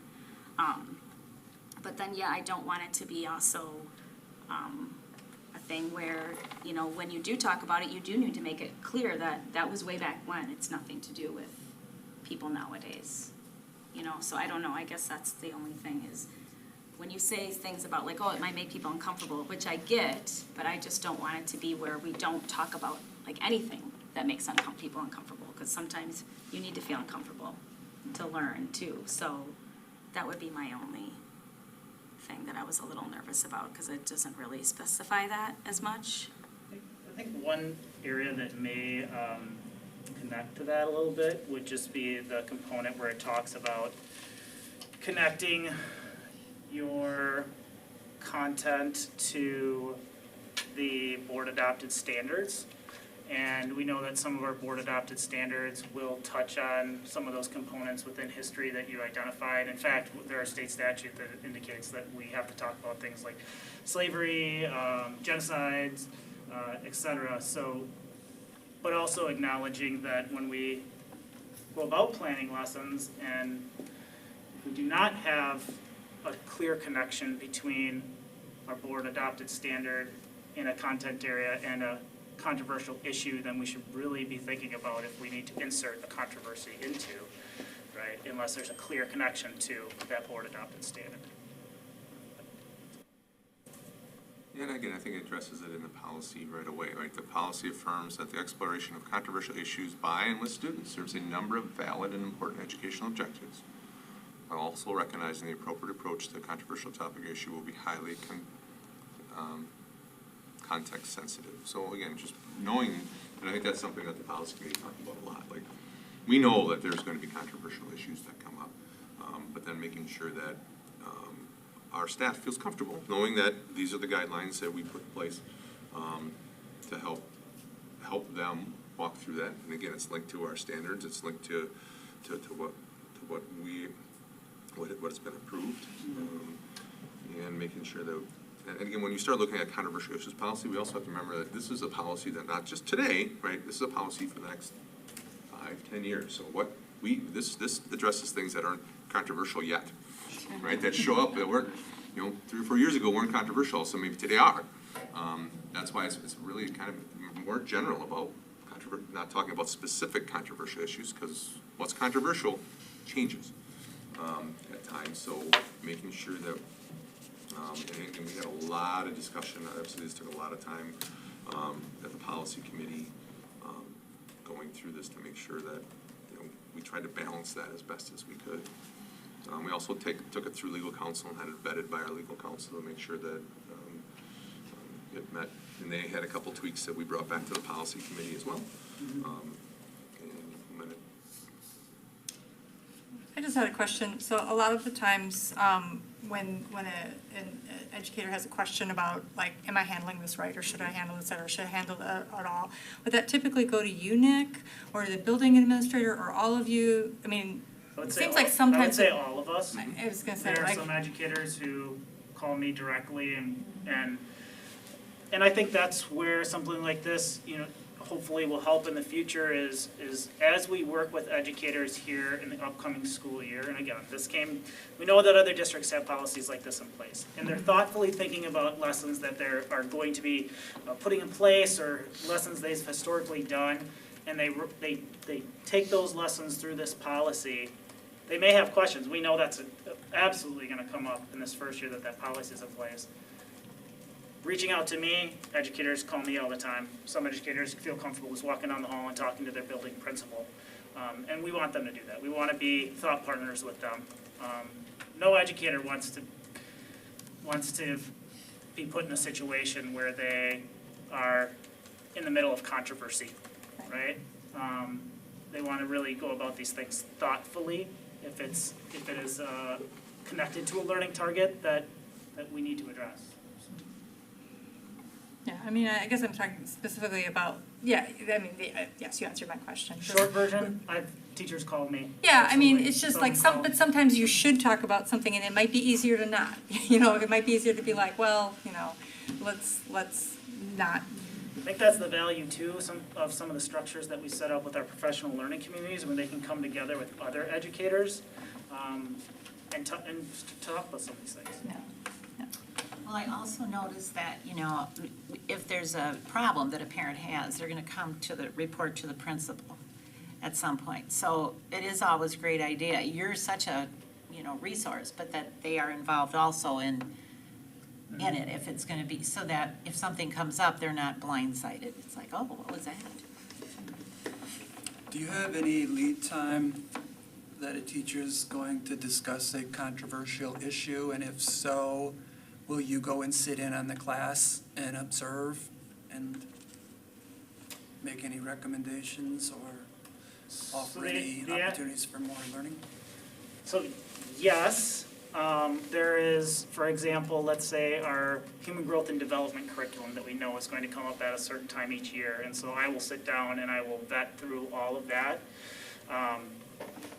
Look over the letter we're gonna send out to families, make sure that's sent out in an appropriate time. And again, there's other lessons that teachers will reach out to me on, or reach out to the principals on, that we'll go through, but sometimes controversy at the same time can be subjective, right? So things that we can reasonably expect. But if you know something is upcoming, will you or have you in the past sat in on the class and observed how it's gone? If I know that it's going to be a controversial issue, then chances are we've talked through that. So you don't necessarily go and observe the class or watch how the kids react? Not every time, no. I understand not every time, but are there any times where you do that? With human growth and development, I have. I understand sometimes the controversial issues just kind of materialize. Yeah. Especially when you think about current events, right? Well, I think sometimes when we're talking about like controversial issues, like, I might have in my mind about something that high school seniors are talking about. But like if you have in your mind like, oh, what's controversial for a second grader, it's a completely different thing. So sometimes I think when we're discussing this, like, just we need to be able to communicate with each other and not be like, what's appropriate for second graders versus, high school seniors. Yes. So before we have all this discussion, can I get a motion? Yes, I make a motion to approve policy 381, addressing controversial issues, rule 381, guidelines for addressing controversial issues with students in classes and other social activities, and the update to policy 872, complaints against school personnel. I will second that. Motion by Angie and a second by Terry. Now discussion. Or any further discussion? Or did we get it all out? Everything answered? I think so. Okay. All in favor say aye. Aye. Aye. Anyone opposed? Passes 5-0. Gifts and donations.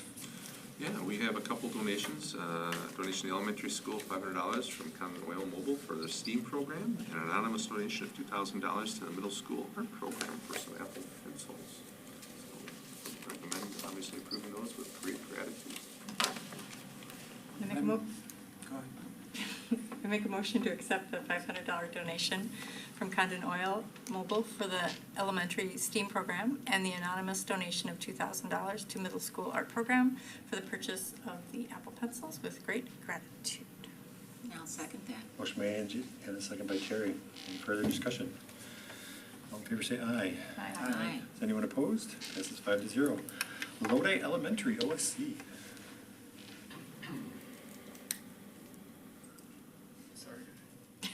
Didn't realize that was first. I didn't look ahead to that one. That's One of one my of cards. That was, I looked Usually at I'm many the other one. points of the agenda, but not that one. I had a question. Did I have a question? All right. So I guess I want to enter administrative report. I think so.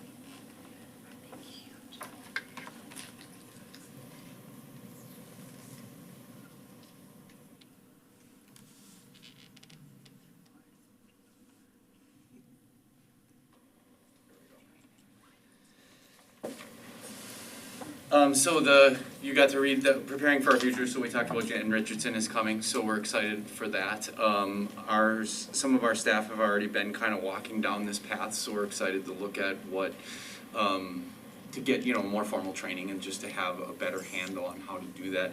Just like anything, there's always gonna be staff that are willing to try it and do a great job trying it, but to have that support of what it looks like and how to, get coaching and things like that. So she will be coming on Friday.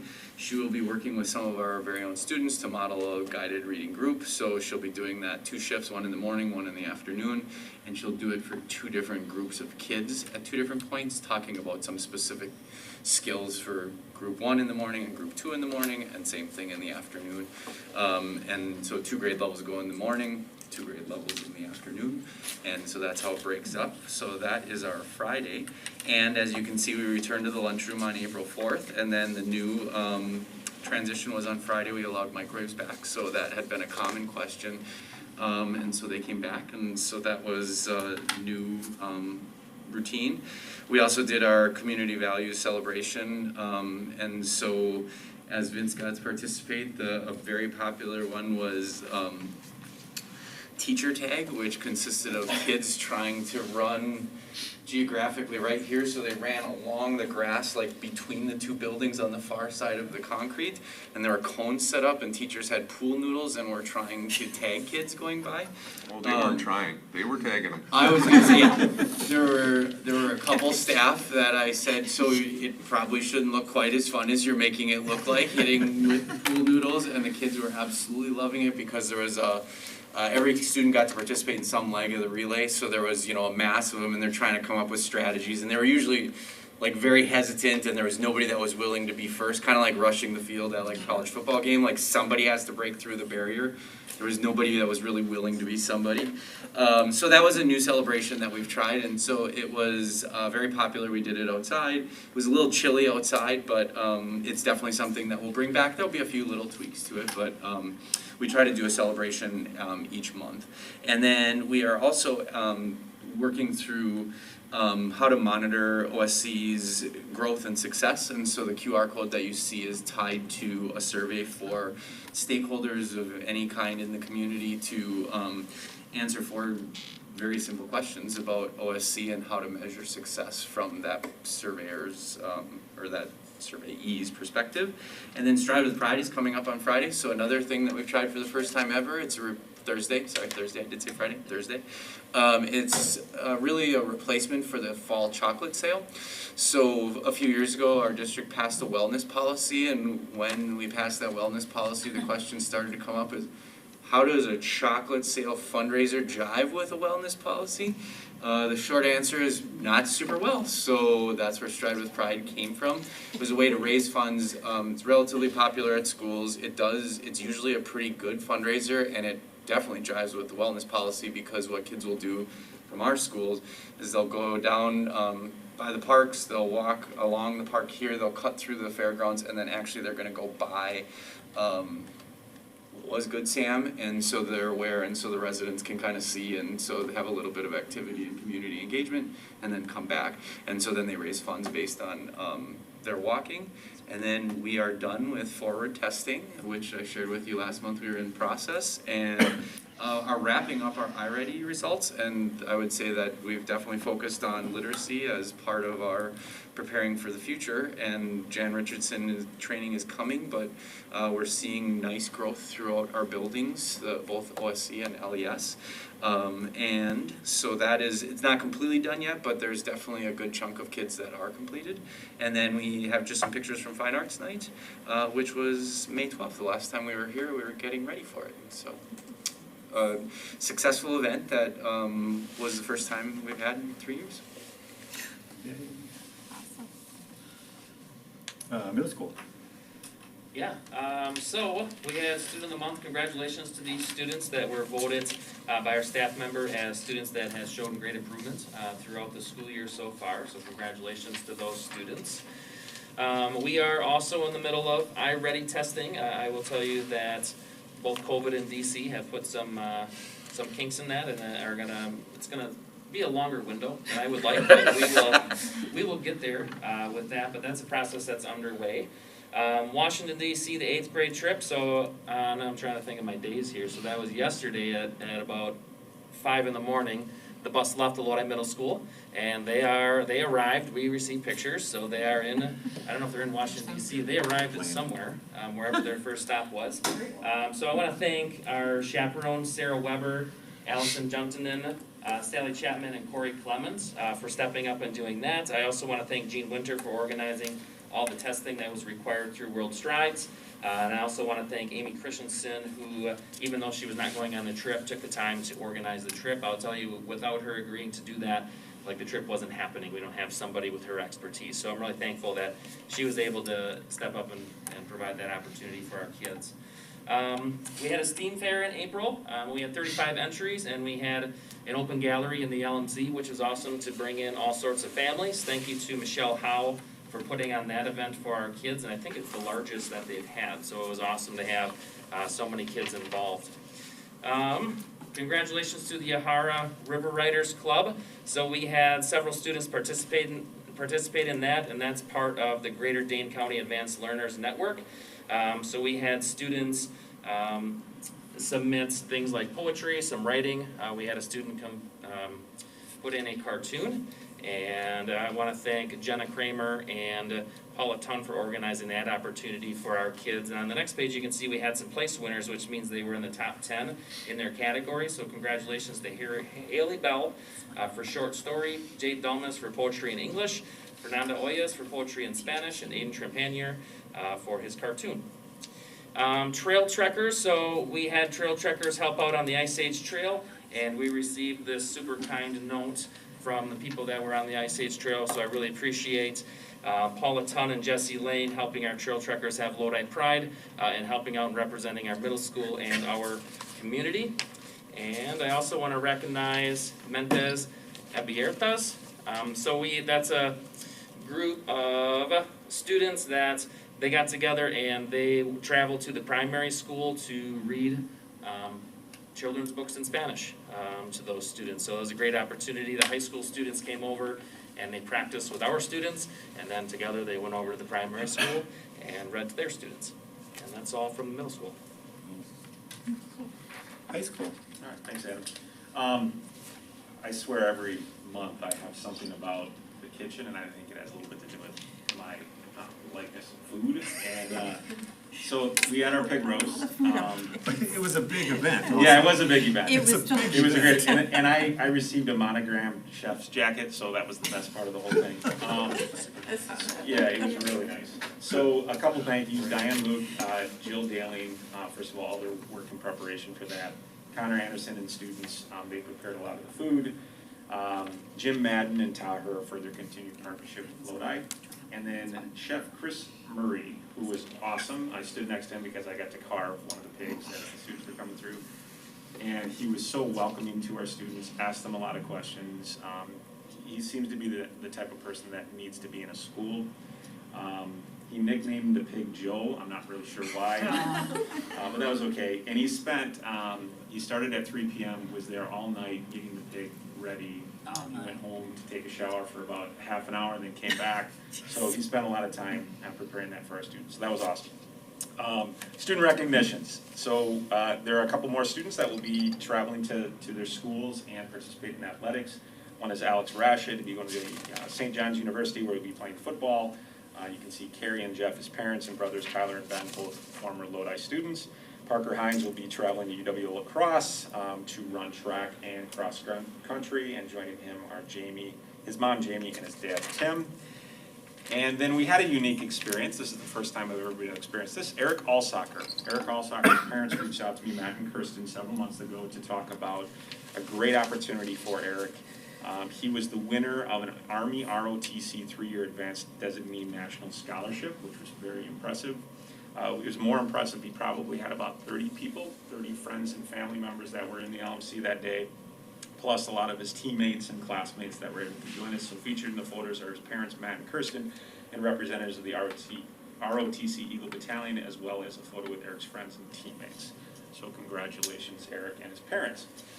Every year, we have the great opportunity to host the Outstanding Impact Awards. The last couple of years, it's been at the high school. You probably know a little bit about this. It's run by our Rotary Club. Mr. Breinig is the MC for that, but it's mostly somewhat of an MC. It's mostly our educators and our students speaking. And I was lucky enough to have a student there and be able to just sit back and listen to all the speeches, and there were tears, there was laughter. It was an amazing experience.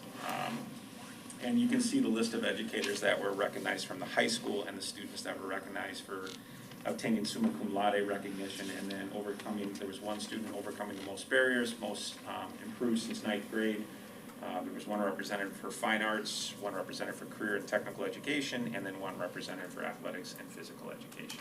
So I just wanted to recognize all of those students and staff members, and it's a great photo I believe Mo took on the next page that you can see of all the educators, not just high school, but all the educators at different schools and in our community that were chosen as having a huge impact on some of these students. That was Audrey Parpart. I don't want Oh, to- sorry, Audrey Parpart took that picture. So, next, Healthy Lifestyle Class. The partnership that we have had this year with Dinah Carl's Little Explorers Crew class has been amazing. So Michelle Poles has been working with them. And this is the final day, the final picture of them holding their friendship trees. That connection is really amazing around the school. When those little kids are walking around the Little Explorers, it's amazing how the behavior of our high schoolers change. So it's either really small ones or some of our elderly community members that walk through the schools. They're always very respectful. That has a lot to do with their parents. So you see that definitely with this connection that we have with Little Explorers and Mrs. Poles' class. AP exams are taking place right now. We'll finish up this week. I just wanted to point out this year we have 177 students taking 206 exams. So we're staying up with those high numbers, which I think is outstanding. And they will be finishing, the last exam will be World History on May 12th. As you know, I've brought up the Springs Jobs Fair. That's the next item. Several times, that is happening this Wednesday. So we have over 30 businesses, local and area businesses, that will be participating. We're going to be ready whether we think we're ready or not. Those businesses will be showing up about 9 o'clock, and from 9:30 to 11, we have 4 groups of students that will be walking through the gym, getting information about these jobs and getting opportunities to talk to some of these business owners about immediate jobs that they might be able to get this summer. So it's meeting the need of our students, but also meeting the need of area businesses trying to find employees. So Joe, how old are the kids that are gonna be going, the juniors 9th and through 12, seniors? all 9 of through our high 12, okay. schoolers will be going through. So all of the high schoolers get the All of the high opportunity. schoolers get an opportunity to go through. I think we're gonna learn a lot from the first jobs fair. We have about 20 minutes for the kids to walk through. I have a feeling that's not gonna be enough time considering all the these number of people. businesses. Yeah. But we'll reassess after this year and make some changes for next year and move forward from there. So we're very excited about it. As you know, our distance education and Thailand exchange is continuing.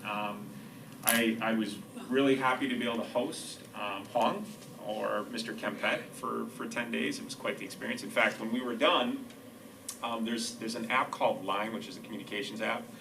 When we were done, I noticed he had posted all of these pictures that I was unaware that he had taken at my house, which was outstanding. They're all appropriate, but him out in front of our house, him on our back deck, him playing with the snow because he had never seen snow before. And I just kept waiting for a picture of me, like, walking through my pajamas, but there was no pictures. It was an outstanding experience. He did not speak, his English, he did the best that he could possibly do. I had an app on my phone, so I was able to communicate with him, but it was a great experience. And he was able to go to Chicago with me one day, so he enjoyed that. So, advocate broadcasts, I always include those, so feel free, new board members, you can kind of see what our advocate is putting out there every 2 weeks as far as announcements. And there's a couple more pictures there, senior track athletes being recognized at their last track meet before conference. And then there's some of our students at Boulder's Gym. That's Mrs. Paul's class. And that's it for the high school. That's fine. So the links that you guys provide in those things, when they get converted to PDF, they disappear, so. Okay, So, that's good to know. That's good to know. are you making the PDFs, or is Mo making the PDFs, or? Mo. So you have to go back in after the PDF is made and reattach the link, unfortunately. It's a pain in the butt, but, yeah. Thank you. So where's this jacket then? Why come you're not modeling it? I saw I need to it. wash It was it. nice. Probably in a great. case or something. Signed by the shop. Yeah. Signed, Sharpie signature. Yeah. Very nice, I was very impressed. The curriculum. Yeah, I'm glad I get to follow Joe. He spoke a little bit about the jobs fair, and we were so excited at the beginning of the school year. We made this professional practice goal group, and we focused on making business community connections, and we had a number of teachers who came and joined that group, and we split off. One group went to work on organizing our annual jobs fair and starting a career fair, and my group, we really focused on doing connection partnerships with businesses or service organizations where they come directly into our school, into our classrooms. And so what you see here is every time over the past few months when we've had board meetings, I've tried to just update you on those various connections that we've made. It has exceeded my expectations for sure. It's just we've had a number of staff who have made not just one but multiple connections with regional businesses or service organizations, had them come into the classroom, share a little bit about their companies, the various job opportunities in their companies, or if it's a service organization, what they do for the community, for example. And it's just, I think it's a great opportunity for our students to hear about all the potential workforce opportunities that are out there that they might not even know about. And so you can see here was Wanakee Remodeling came in recently. We had 2 local archaeologists come and talk to a group of 3rd graders and did a whole bunch of activities with them around that. We had Strander Roofing come in and a former student come in from Strander Roofing and do an example for our construction class. And then last week we also had, let's see, who was this? This was, Bruner Realty and Management came in and just talked about everything in that field that's available. Those are just a few examples. We try to, every time we do this, we try to, if we can, capture a picture, put it on our Facebook page. We've got a nice little poster there. You can see that the co-owner from Bruner Realty has, and we try to give them that as a thank you so they can hang in their place of work. We'd like to continue this going next year and just continue the momentum that we see with this PPG goal. I think it's great that they brought an alumni in to do that. That's Yes. just amazing. There's a couple more that I think would like to maybe. Yeah, I think So the community link that's going out this, I think it was the next month, Mo, that's going out? Hopefully within about a week and a half. Okay, I have a note in there just about this opportunity, and it says that and I have my contact information and Mr. Jelnick's in there as well. We also have had our CISA 5 rep who works with our career and technical education group, Joel Mindham, and he's really connected to businesses and industry in the region, so he's trying to help us. We're identifying, of course, we'd like any local business to come and talk to us, but we're really trying to identify in various career pathways. How can we make sure that we're making connections with just not maybe 1 or 2 of those pathways, but multiple? It's been good. Next part on here was just Dr. Jan Richardson. We're excited to have Dr. Jan in on Friday and to learn from her at the elementary school, as we had the opportunity to do the beginning of the school year at the primary school, and we've seen a lot of great results due to that professional development opportunity. And then this summer, to continue with that theme of early literacy, kind of mirroring to what we had done at the primary school, we are going to be going through and having an opportunity for staff to participate in some summer professional development specific to phonics, spelling, and word study, of which once we have that PD, we'll be looking at vetting out some resources for the elementary school next school year around that specific domain. Okay, thank you. LCAT, no report. Ashley, Sure. this is gonna be your last report. It You're is. graduating. Congratulations. Okay, so my first thing is that we had Day on the Farm on the 22nd. We had like 270 kids come.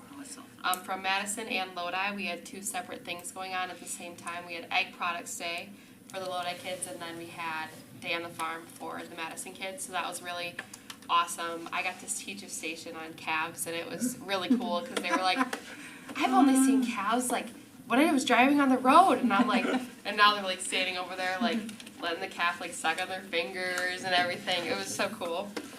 And then we have 12 days left for seniors, so we're counting down the days. Then we had a mental awareness month table outside the library with like awareness ribbons and different like coloring pages and different information sheets, which I thought was really cool. And then our AP testing, we're all kind of stressed now, but one more week of that. Spring sports, everybody's been really excited about that, excited about the weather kind of letting up a little bit. And then our music department, we had 3 groups go to the Mad City Acapella Summit in Oregon, and that was an absolutely amazing experience. There were, I think, 8 or 9 schools that attended, and it was like pitch perfect style, like insane, like people cheering you on while you were singing. It was an incredible experience. So we want to thank Ms. McCrae for getting us that opportunity. And then coming up this week, we have our spring concert on Thursday and our Sing and Swing event on Saturday for the Boosters fundraisers. And then I also just wanted to thank you guys for allowing me to be part of this. It's been a really, really cool learning experience for me, and being able to voice the opinions of all the students and everything, because I know that's something that you guys is really important to you guys, so I'm really honored to have that opportunity. I would say the reverse, thank you. 'Cause you're the 3rd student we've had here, and you're the first to actually say stuff, to actually be controversial and say things, and so highly commend you for that. That's very hard to do, especially from someone at your level, right? To come in with these adults and try to, it's just amazing, amazing. So. It's been cool. I really appreciate it. I've learned a lot, definitely. So. Sure, there'll be some boards in your future. Yes. Yeah, all kinds of boards out there. There are all kinds of words. Student services. Yes, thank you. First, I'd like to highlight all of our educators in Lodi and the work that they do every day to support our students with disabilities. General education teachers, special education teachers, related service providers, and our educational assistants work very closely to provide opportunities for this group of students. One example of this, Joe spoke of in his report as well, but is our unified PE class at the high school. The course description is there for you to read if you'd like. Michelle Pulse is the instructor of that course, and recently they did go to Boulder's gym, and all students were able to participate in rock climbing regardless of their abilities. So it was a great experience for all of those individuals. Also thanks to Renee Moldenhauer, Abby Turner, and Rebecca Eller for supporting that trip as well. I'd also like to highlight just our school nursing team. The job of a school nurse looks very different today than it has just a couple of years ago. These people now have circumstances like mitigation strategies, COVID testing, contact tracing for additional tasks that they just didn't have before. Even with all of these additional challenges, these people remain dedicated to the safety of our community, a resource in this rapidly changing field, and very professional when providing information and answering questions to staff, students, families, and other community members. So just a real big shout out to that team, Jean Winter, Nisha DeVee, and Jill Ziegler. Thank you. And last but not least, primary. Yeah, so we have the Stride with Pride event coming this Thursday. I think the families and the students are just gonna love this opportunity. We're gonna have a beautiful sunny day, so that's fabulous. We will be meeting behind the high school at the Ice Age Trail in the 4K program. We're gonna do something behind our school for the morning session and the afternoon session.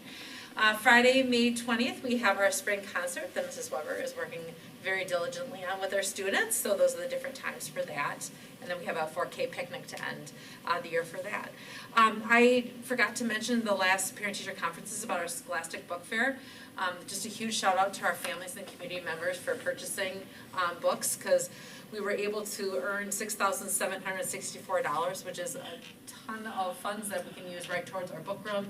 We also do a birthday book for each student, so again, trying to just give back to our students and focus on literacy. Mileage Club, this is really exciting. Diana Carls and Heidi Enders, they wrote a grant, and we're able to start this Mileage Club. We're starting with our second graders. We hope to get to the first graders before the end of the year. But basically there's a loop, a 0.25 mile loop, and within the first 4 days, we had 24 students each run a 5K. We got 100.25 miles in 4 days. Oh my It is crazy. I actually am gonna be sharing with 12 more students that have joined that group to get the 5K. So it's outstanding. It's just a little loop there, but it's great exercise for the kids, just something different to do. So huge shout out to them for their help in getting that going. How many students are doing that? So right now, I think there was 36 that are doing like the full 5K, or like have been a part of that, so, of the second grade. So we have about 90 students in second grade, so. And again, my hope is to get to the first grade. We just need to get it kind of running by itself, so we don't have enough staff to take over the notes. We have to just slowly kind of work into the system, so, yeah. As Mr. Pisani said, they're doing their assessments. We are continuing to do that too, so it's really exciting for the teachers to be able to work with the students. They're doing that Fountains and Pinnell where they sit and listen to that child read, understanding their decoding, their comprehension, as well as the iReady assessments, some of the other ones as well. So, yeah. Okay, thank you. Thank you. District Administrator report. Yeah, so online registration starts May 16th, so thanks for all the administrators getting your handbooks done, and the board approving them, so we can do that. Saturday is Lift Lodi volunteer here in Saturday, and, in the community. Over 300 people have volunteered in the community, in the Lodi community to volunteer. Have this day of service this coming Saturday, so looking forward to all the cool activities that are gonna be involved with that, so thanks to the city of Lodi and Sarah Caskey who's put that together. The board should have this date on the calendar. I know Ashley does. Graduation's on May 29th, 1 p.m. So all board members are asked to be there if at all possible. You play a role. Adam has the opportunity to speak, but everybody has the opportunity to shake hands of our graduates throughout the day. So please put that on your calendar. End of the school year, with that, graduation's coming, end of the school year's coming as well. Our last day for students is June 3rd, it's hard to believe. And our last day for staff is June 6th. We typically are planning on having a breakfast, and we do recognition of years of service and recognition of all of our retirees. Again, board members are all welcome to attend. Please let Mo know if you're planning on attending. So that's June June 6th? 6th, it's a Monday morning. Can you put that on our calendar? Thank you. And you've also heard the strategic plan referenced many times tonight. Again, we are continuing to work on implementing the strategic plan and the balanced scorecards we've put together. We'll continue to add data to those scorecards, and when we meet as administrators and administrative team, we'll be looking at our goals, areas we've done well in, and areas we may have fallen short, and why we've fallen short, and have discussion about that.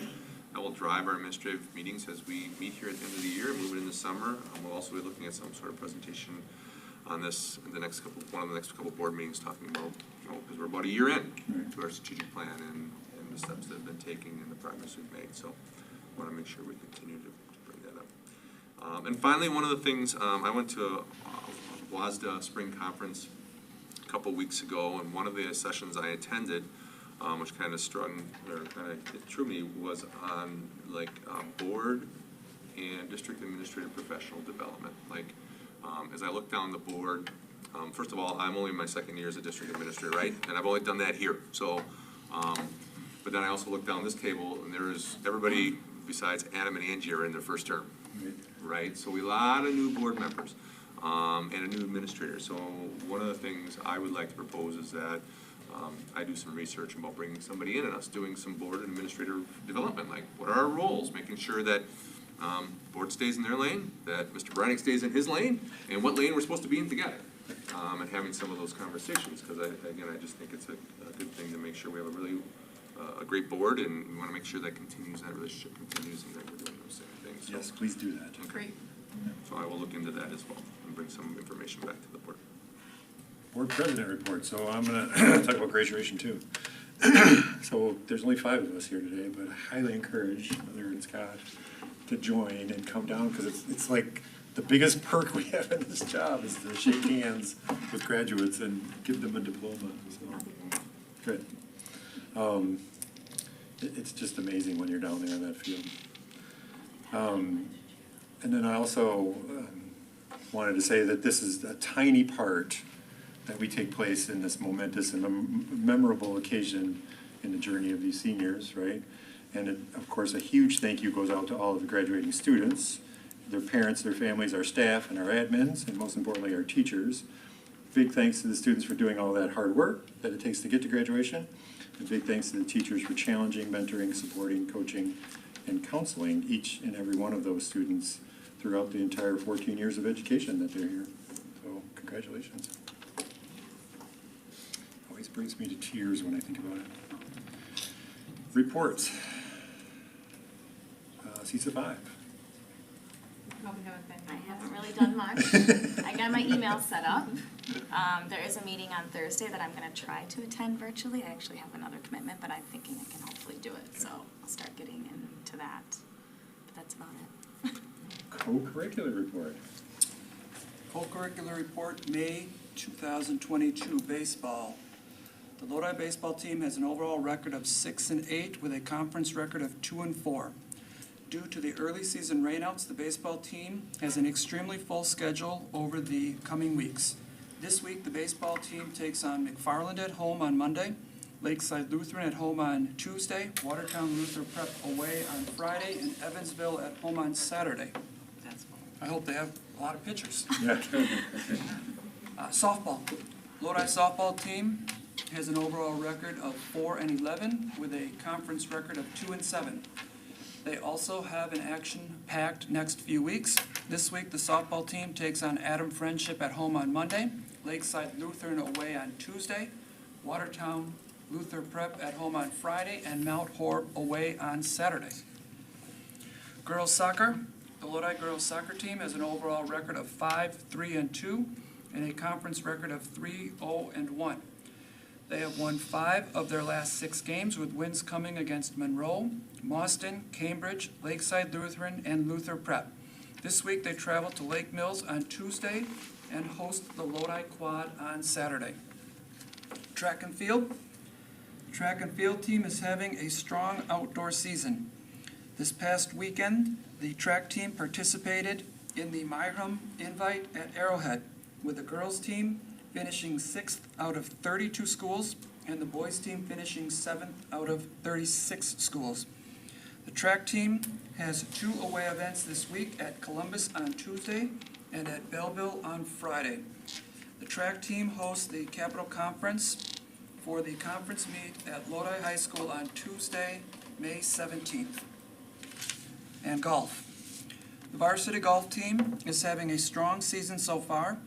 Earlier this season, the Lodi golf team took home a first place at the conference mini-meet at the Lake Mills Golf Course, edging out Cambridge by 2 strokes. Tomorrow, the varsity golf team will host a conference mini-meet at the Lodi Golf Club. This is the only home varsity event this season. And that's the co-curricular report. Thank you. OSC, Mark's not here, but Mike, could you recap the OSC musical on Friday? Yeah, How it absolutely. So, history of rock and roll was the theme, and Nice. so we had all OSCers performing up on stage at the high school PAC, and Lexine did an awesome job, which if you know Lexine, she does. One of my favorite parts is that, so look, what Lexine does is she'll take kids and she'll identify like a strength that they have or something that they want to share with the audience too, so it's not just following like the script of a musical that she buys. And so we have a young lady who is a pretty good gymnast, who I have a daughter who's a gymnast, so we see each other at meets, and so we talk gymnastics, and so Charlie does a round off back handspring, which is, you know, kind of a flip thing across the stage and back. And Lexine talked about how excited she was to have the musical back after the COVID break. And so when I got to come on stage, I said, Lexine is so excited that she's going to do a round off back handspring just like Charlie did. She declined that opportunity. And it was a packed house. We also, because of the pandemic, we now have live streaming capability in the PAC. So it was live streamed on the PAC YouTube channel.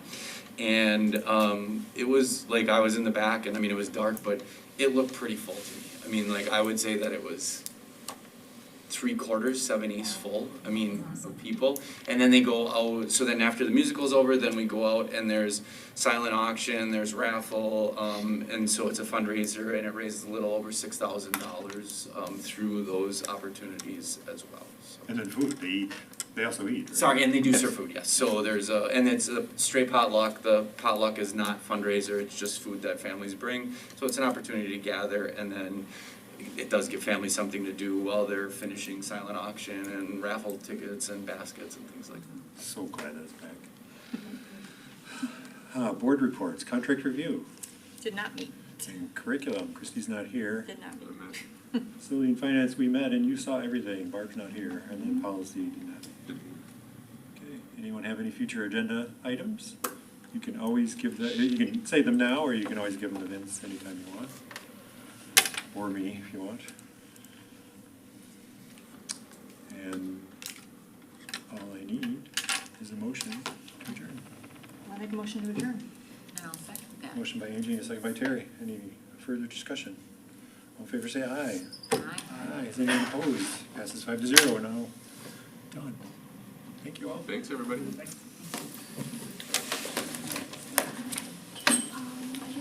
Actually spoke to mental health. Nice. We each get a jacket?